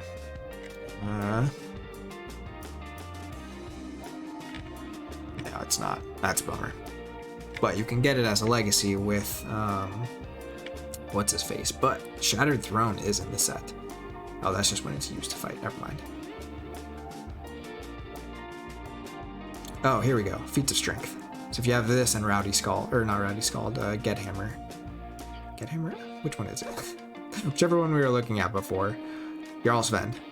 You can create 2 tokens and then fight with them using Relentless Assault, which I think Relentless Assault has to be brought in as a legacy, but this guy can do that, so just interesting. Oh, I'm so excited for Brobnar. It does some gross stuff. So like I said, I got to play with just a couple Winds of Exchange decks, and one of them had the band and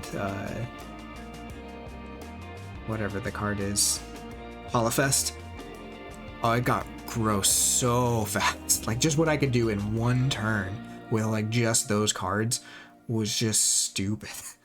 I didn't know, and I got it kind of late in the match, so I don't think I ended up winning that match, but man, if you know it's coming, oh, Oh, it feels so good. And it's just, again, it's just one of those things that's just different than what we're seeing right now. It's probably going to feel gross and broken later on when it's just like, oh, I just gained 20 amber in a turn. That's cool.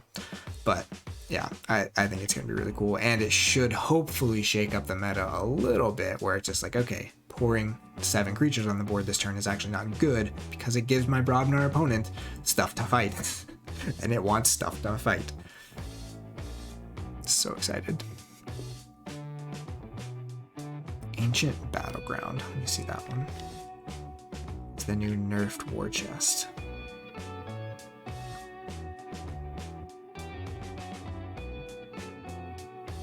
Yeah, even that though, like it's not each time a creature is destroyed in a fight, it is after a fight, gain 1. I don't know. I don't know if this is a card you're going to want to play very often unless it's like, you know, last key, you know you're playing and fighting with a bunch of Brobnar creatures. Drop this down to get more amber, but it seems pretty bad to me most of the time.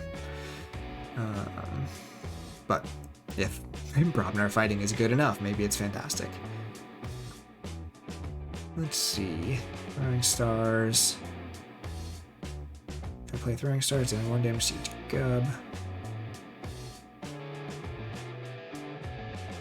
Gain 2. So this one, so if you have 3 Gubs and you deal 1 damage to each of them with Throwing Stars, what happens is the 2 side ones die, this one takes 1 damage. Those leave play, and then this only has 1 damage and it only has 1 power, so then it leaves play. You only get amber for the 2 side ones because this one was killed because of basically its loss of the +5 power, not because specifically of the damage from Throwing Stars. I don't know how that was ruled before, but again, just a good clarification. I don't even know what Undignathus Evil Twin does, so I didn't really read this one very much the first time. Doubling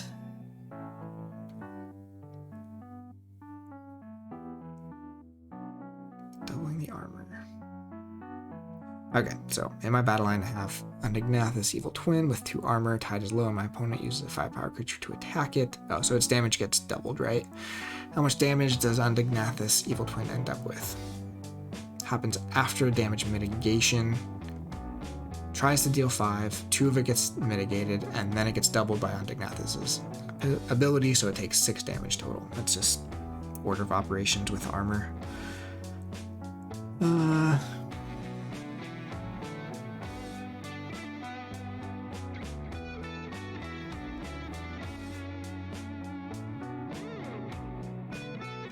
Play Wild Bounty and a card with an amber damage and capture bonus pips.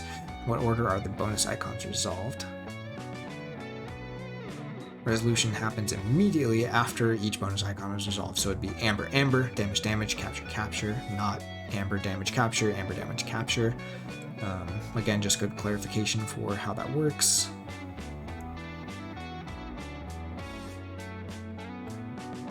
And then Wild Wormhole into Library Access, you do get to draw a card for Wild Wormhole because it enters the discard basically after Library Access has been played. Ooh, okay, we got there. Again, lots of good stuff. A couple, I would say, controversial rulings that I heard many people talking about, so maybe I'm just reading them wrong and interpreting these wrong, but Wild Wormhole feels like a nerf. Both Relentless Assault and, well, Relentless Assault just gets a good clarification that I think should be really good for it. What were the other ones?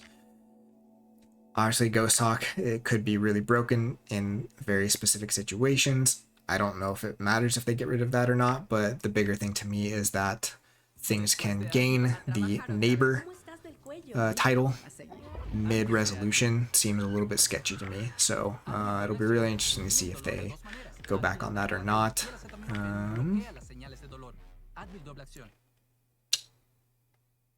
Yeah, otherwise though, fantastic rulebook. I think they did a really great job. Lots of good clarification, lots of specifics, and just like even with the learn to play rules, like the short ones, like they just did a good job making it really clear, really new player friendly.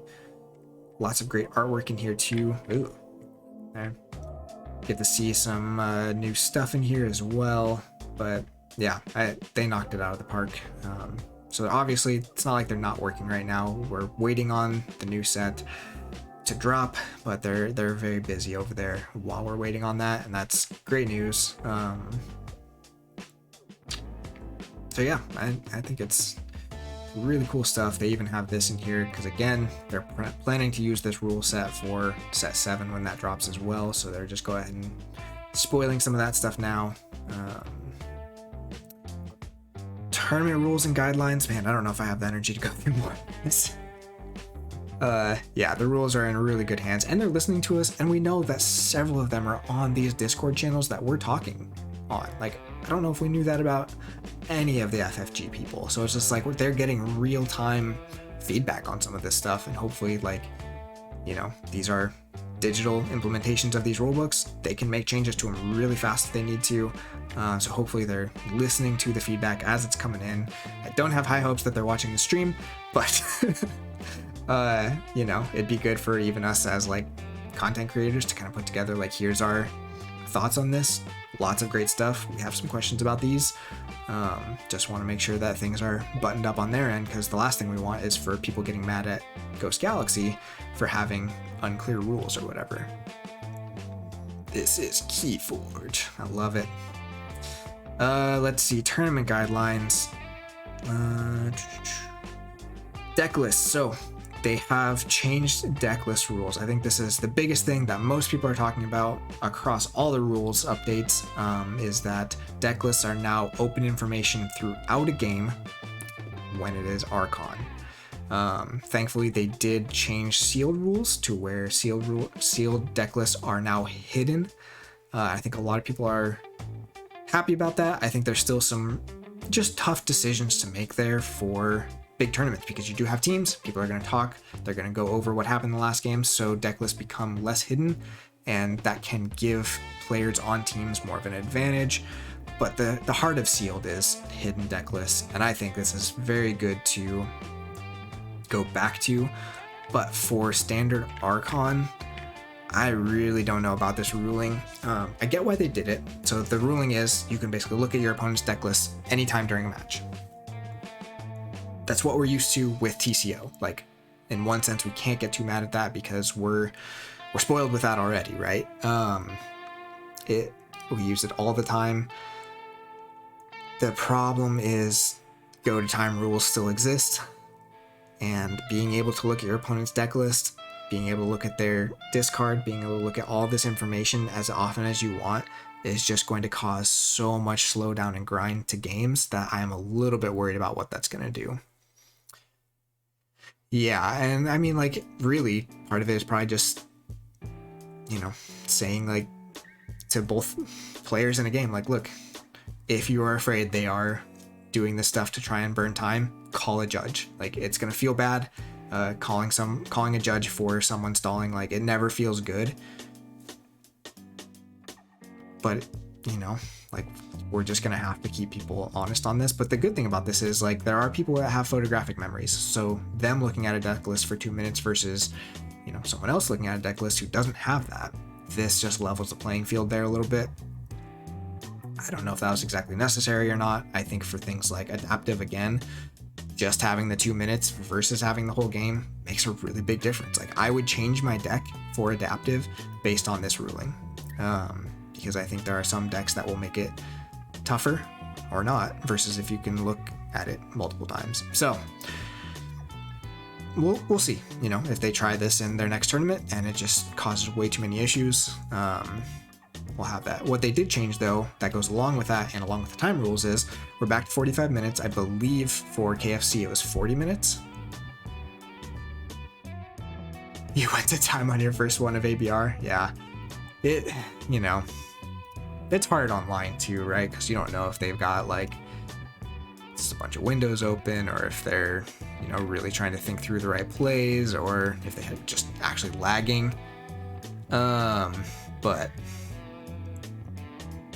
oh, it looks like my teammate might be playing right now. Is that happening right now? Maybe we should go watch that. Don't want to be on stream though. Yeah, but in person, like, if you can't get a game done in 45 minutes, it's too bad that the games need to be timed this long. I do want there to be the option of bringing control decks versus rush decks, but the fact that they went back to 45 minutes and only the final match is best of 3 goes into this. Like, they have time limits. They want it to go to time as little as possible. So they're not even going to have best of 3 rounds until the very end, just to try and keep the day going faster. So, you know, it's a lot, but we'll see how that goes. Yeah, and the final match is untimed, which is good. I think good is a strong word. You'll still have to probably talk to your judge about keeping them from like stalling or whatever, excessive slow play, because now there's nothing to keep them from doing that. But I don't know, usually that time of day, like at the end of a long weekend, people just want to get out of there. Yeah, nobody wants the finals to be decided by time rules, or any games really, because it's so hard to make good time rules for this game, and I think they've tried to simplify it, but even they would say, like, we don't want people going to time rules, so that's why they kind of brought it back to the 5 minutes. Open deck list though, I don't know, we'll see. But again, glad they did brought sealed back to no open deck lists. The Alliance restricted list. I'm not a huge Alliance person. I've tried it a couple times just on TCO. It's, you know, there's some fun brewing you can do. I don't have good enough decks to make broken Alliance decks, so it just doesn't seem to matter too much to me. I don't understand what their thought process was behind some of this. Like, Martian Generosity is on here at any number, but no mention at all of Key Abduction, and they just added cards to the restricted list that would help slow down Martian Generosity Key Abduction or Battlefleet Key Abduction decks. So it's just like, if anything, those were already super prevalent at KFC, and now they're just going to be more so, because the cards that will actually restrict them or make them like help you combat those are now also restricted. I mean, but like, I don't know. If they wanted it to be all the flashy combos, they would keep some of these things like Restringuntus and Morpheus, right? Like, I don't know. I don't know how they looked at the Keyforge or the KFC data and came up with these as the things that needed to be added. Like, Stealth Mode and Morpheus just can't be in a deck. Like, that. Right, but I mean, yeah. Not playing versus going infinite. I get that. I don't know. Garfield's original plan for the game was that lockouts could happen. And I think if you're going to make something like Alliance, it's already going for broken stuff. So I don't know. Watching someone play solitaire versus just like ending the game because of a combo is, I would rather they just end the game because of a combo instead of I just have to sit there, watch them do their turn for 15 minutes, knowing that they're going to win. It's just a matter of them sequencing it right for the next 15 minutes. So I don't know. I'm probably not going to play much Alliance anyway, so it doesn't matter a whole lot to me. I think they're going to get a lot of feedback on Alliance, especially as more tournaments happen. If they want this to be what brings in new players to the game, new competitive players, I think they should listen to the current community on what makes sense for this list. But we'll let them brew a little bit more and see. Yeah, I don't know what feedback they're listening to already or not. Like, you don't even have what is it, like helper bot or anything on here, so just like these Martian Generosity decks, I just don't see how you look at this list and see anything else being better, except for, I mean, the deck that won KFC, right, was a mass mutation deck that had enough disruption to stop this. So really they've stopped Coda and Worlds Collide from ever having any kind of impact in Alliance. So it's going to be mostly AoA and mass mutation, which if you're playing standard Archon, it'll probably also be a lot of those too. So I don't know. We'll see. We'll let them brew. We'll let them have a couple more tournaments with that, and hopefully adjust this. I know there's been a lot of suggestions on how to like changing it to a point system or to like a pod system where you just can't have this card with this card or whatever, but you can have this card with this card, different things like that. So, woof, that is a lot of stuff. Lots of really interesting things. Big takeaway is I'm super excited for Winds of Exchange still. Cannot wait for that set to drop. But let's see. Is my teammate still playing?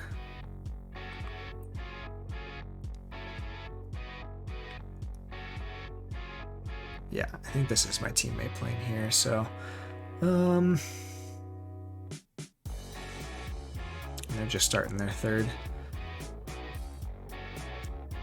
Still waiting for AOA to finally get a big tournament win. But you want it to be on the back Martian Generosity. I think, I don't know, even just what seeing like in the Archon week this week for ABR, what like the just Logos and then Drummernaut combos can do is awesome. Like they're beating crazy good decks with these like 1.5 Amber control decks that just pummel your opponent. But yeah, we haven't seen one of those win any kind of Vault Tour, so we'll see. Yeah, I'm getting pretty tired, and let's look at this deck quick. Maybe we'll play one game with this deck because I'm super excited about it. But I'm gonna duck out soon here, I think. So I also gotta get my ABR game in and maybe take a nap.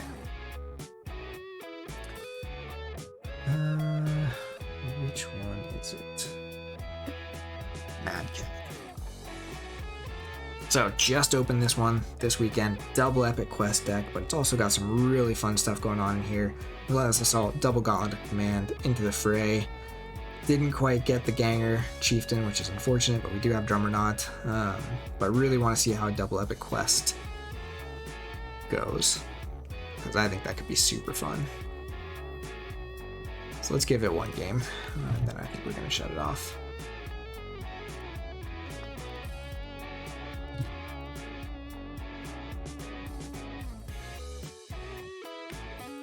It seems like good synergy. There's only 4 knights. We've got Bordan, Chow, and 2 Prince Derricks. Oh no, sorry, Bordan's not one. Chow, Prince Derrick, and Rothias are the 4 knights. And there's no archiving. Oh no, there's maybe 1 archiving with Dusk Chronicles. But what you can do is you play the 1 epic quest on the first guys, and then the next turn you use the 2nd epic quest as one of your 7, and then you get to re-archive the same 4 knights to try and use again later. That's how it's supposed to work, I'm sure. See if it actually happens. But I just like the amount of like ready and fight and stuff in this deck. That just looks so cool. Like there's so many cool. Oh, got one really fast here.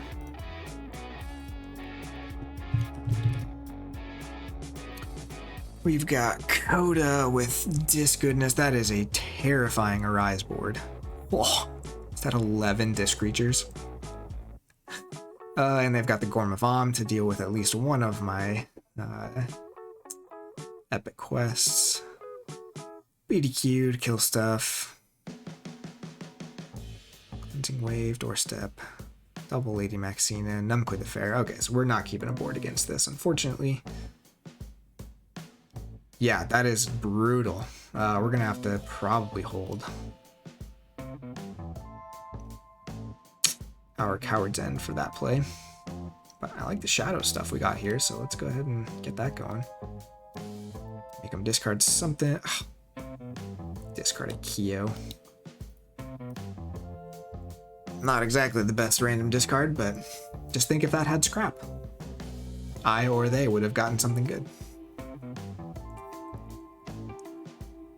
Okay, Numquid to kill my Mac, but I have the second one because do I want to start getting... I might actually just hit their Dust Imp here, just so that they can't Arise it. I really want to hit Numquid.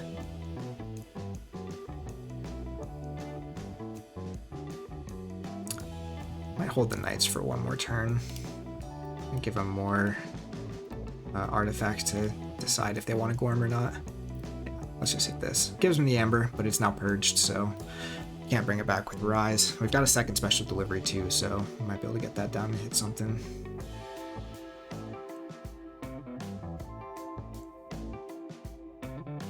Could purge one of their disc creatures with this too. Sure, that's not big enough though. We're nice and set up for our Prince Derek play. Definitely purge one of these. I think we have to purge the Stealer of Souls so that our Sanctum creatures don't get purged. Yeah, because we don't need these to survive. Purge that. Do a Prince Derek to get some Amber.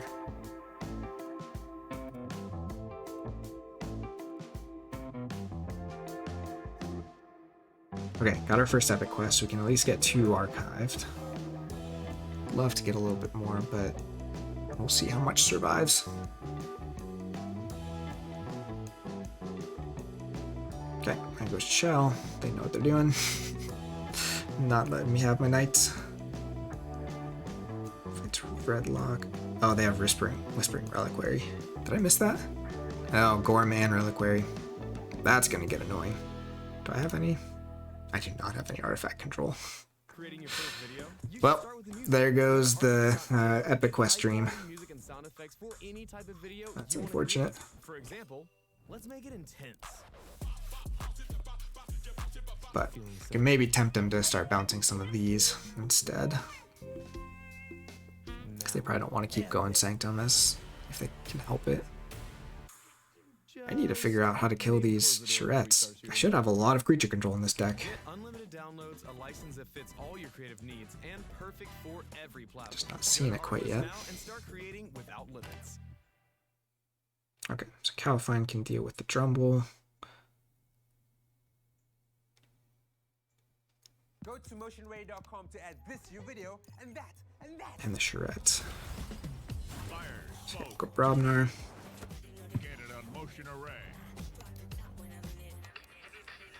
Going to pound here. Use this to deal 1 damage here so we can special delivery it. So it's not coming back.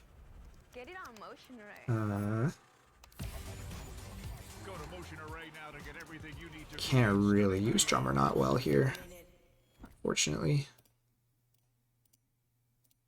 Boom.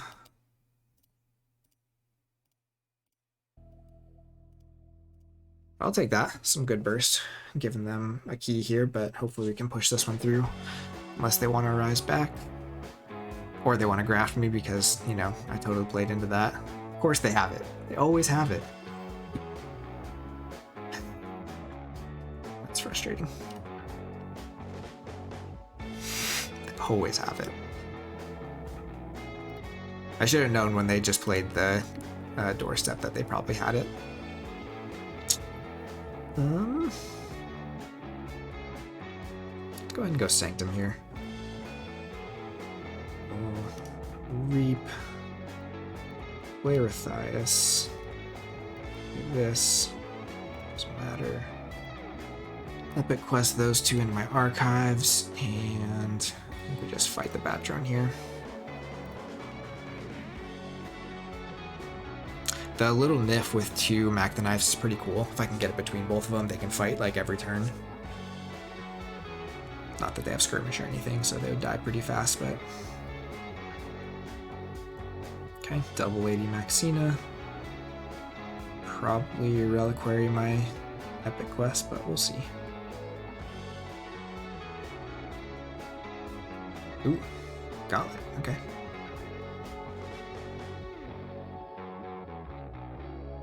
I still have my other houses represented here, so I wonder if I just need to go into Sanctum and drop these guys and just skip the epic quest play.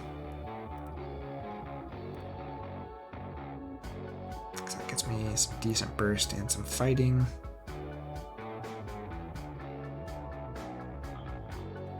Do a little bit of extra fighting with Drummer Knot. Doesn't seem great.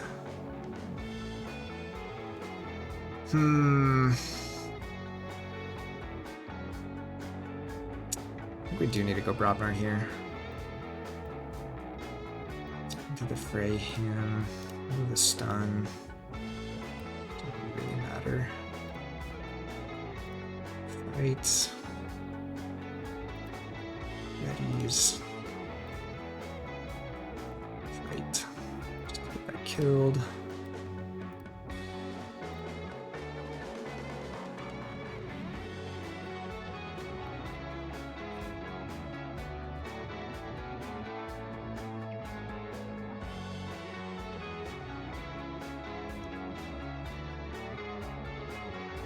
So this is what's cool, is the double epic quest with double Prince of Derek.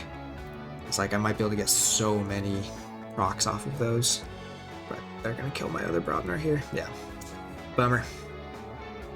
That's okay, we'll go Shadows. I did not gain any more Amber, which is frustrating.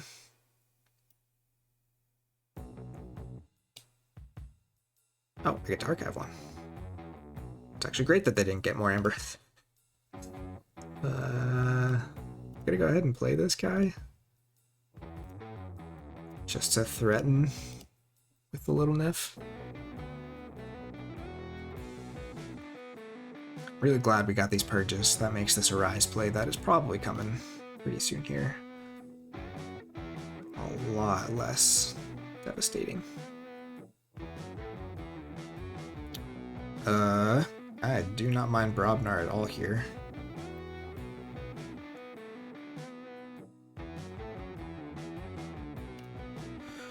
Brobnar, no. Okay, so how do we want to do this? Play that. Play the Crokeg on the right because I think this Mac is going to die. Play this on the left. Okay, so if we do... I guess it's probably more worth it to just kill the Shaffles, huh?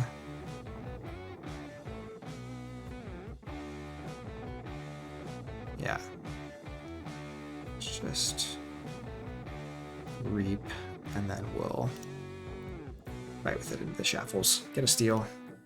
Threaten steal every turn with this now. And still not quite at the epic quest. Got 6 of 7.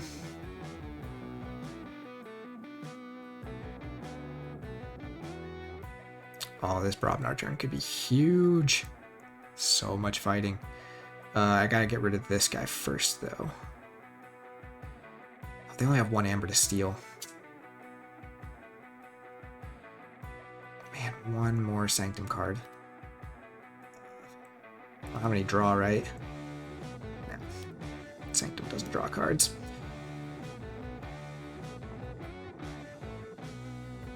Let's go Brobnar anyways. We get to clear a lot of their board at least.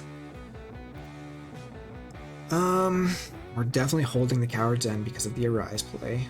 So we can only steal 1, so we're gonna reap. Fight. So that's my steal.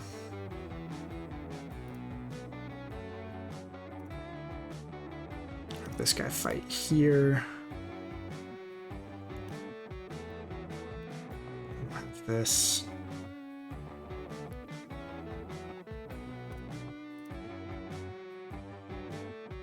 Want to play this Relentless Assault? Might as well. So yeah, here's where this would actually change. I'd be able to do this 1 at a time.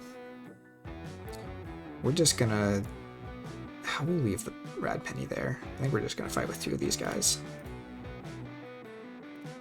We'll fight here, here.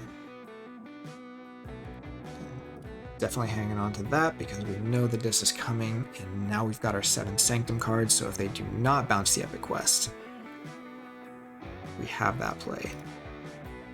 But they haven't played much Sanctum, so I would assume they're going back into Sanctum here. Which means they can bounce something. Going Dis, going for the Arise. I'll take it. I'll take a free key here. Yeah, I don't care about the... This is a tough one for them too, because if they play the Drumble, yeah, they don't get to steal.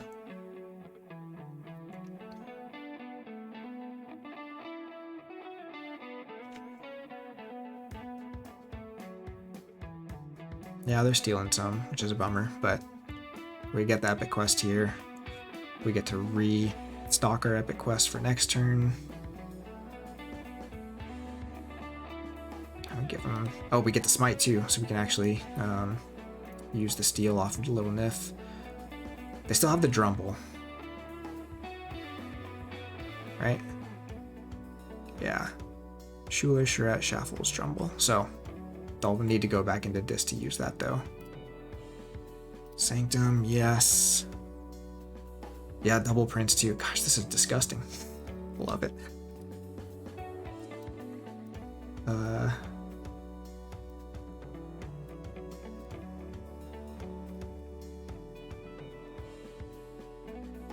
What do we smite with?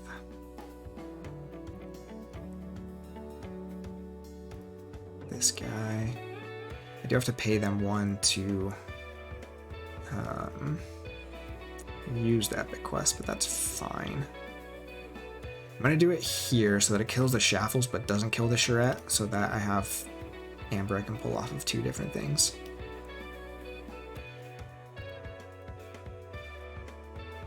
And now I've got 3 more Sanctum in archives, so I need to draw 2 more.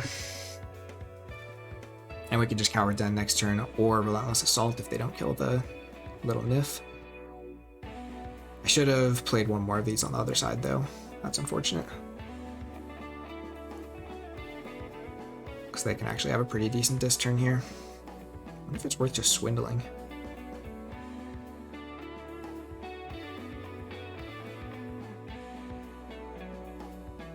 Oh, and I'm exactly at 6, so they can't stop me with the... Oh, they have another Charette though. They have 2. How did they just draw into those? Or did they only play? Oh, they got 3 of them back and they only played like 1. So we know we get the Drumble next turn if we kill all this. How do we get around that?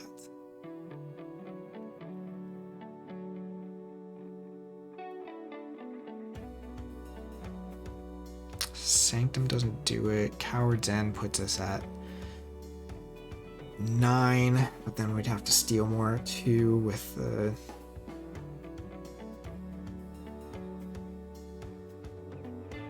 I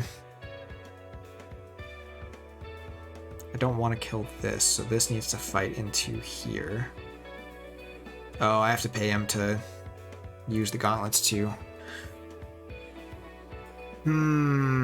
Swindle doesn't help me here because I can't quite get to check. Shoot. Okay, so I think it has to be Brobnar.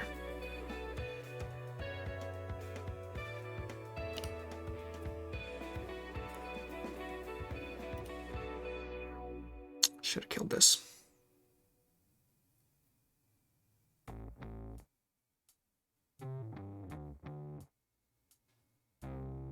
Yeah, because this guy can't even fight it off either. Ooh, it's not good.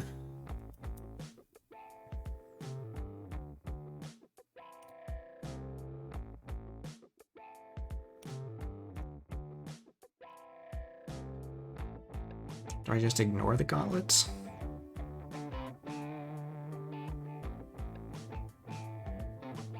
Oh yeah, I do, because I can get damage on this, and then I can just Coward's End to kill those.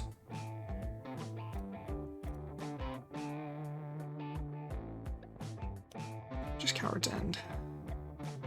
So now they can Drumble, but I don't think they can get back and check if they do that.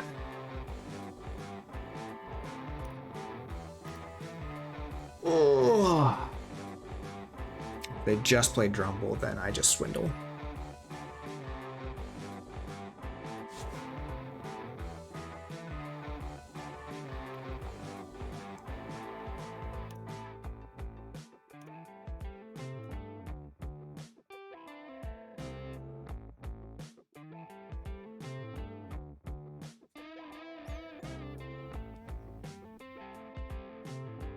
I wonder if that was the right play there. What else would I have done though?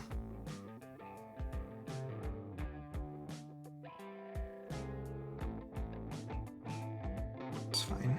I can fight into Drumble now. Untamed. Put that back in my hand.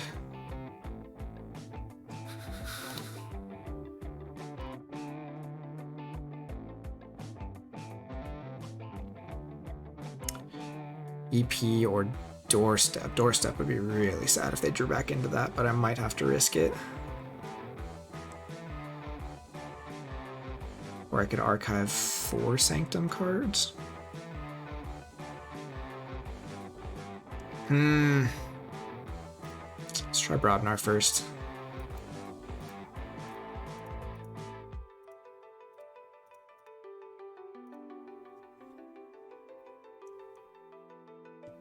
No fast Sanctum. Going to Logos. I think we got it.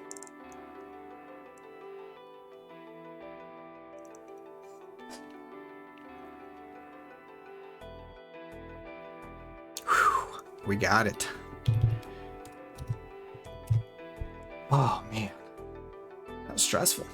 But yeah, the 2 gauntlets with a little Nif is awesome. And the Relentless Assault, right? And if this deck had 1 Ganger Chieftain, it would get silly really fast, because then you'd be threatening the Drummer Knot combo too. I mean, even just Into the Fray with Lollop next to a little Nif could do so much. But you also have so much house cheating, right? So if you put little Nif next to this or next to either of these, you could fight with them on any turn. You also have the Smite. So really, I just need to find ways to protect the little Nif and distract them with the epic quests. But we did get 1 epic quest off in that game, right? Like that was also part of the win con, and we were threatening a second. I guess we were still a couple cards away there, but it is tough. The Coward's End, if it becomes necessary, it really does slow you down from getting enough Sanctum cards in hand to be able to do that big quest. But if they don't have artifact control, that is like huge pressure. But yeah, those gauntlets were definitely MVP. And the special delivery, again, did they have 2 Drumbles? No, I thought oh no, I purged the Dust Imp. Yeah, should have purged the Drumble. Maybe that was not good of me. I should have kept I got too greedy with the special delivery because I knew I had a second one, but we didn't draw that until like the end of the deck. Whereas having that to hold over a Drumble would have been huge. But I don't know. Fun stuff. I'm gonna like this one. It's got a good name too, Mad Cat. Front Master, and we were sitting at a 60, so you never know. Could be a good 60 SAS cap. Probably not fast enough, but I'll have some fun with it. Alright, I think that is gonna do it for me. Thank you so much for hanging out. Dinobot, Zoc, Ketzer was here for a little bit. Fun stuff. Really excited about the new rulebook again. Been cool stuff. If you don't know, Zoc just started a new series, Cocktails with Zoc. I didn't get to watch the episode this week, but I'm gonna go back and watch the VOD for sure. Gonna be interviewing some awesome Keyforge community members. Dinobot's doing lots of videos and editing for NKFL and ABR. Who else is here? I don't know. There's so many good content creators out there, and I have a lot of them listed. I'm gonna actually try to make like a really big list, because there's even a lot of YouTubers that don't get a lot of traffic. That would be awesome to get more people over there. So yeah, been fun. Thanks for hanging out, and we'll see you next time.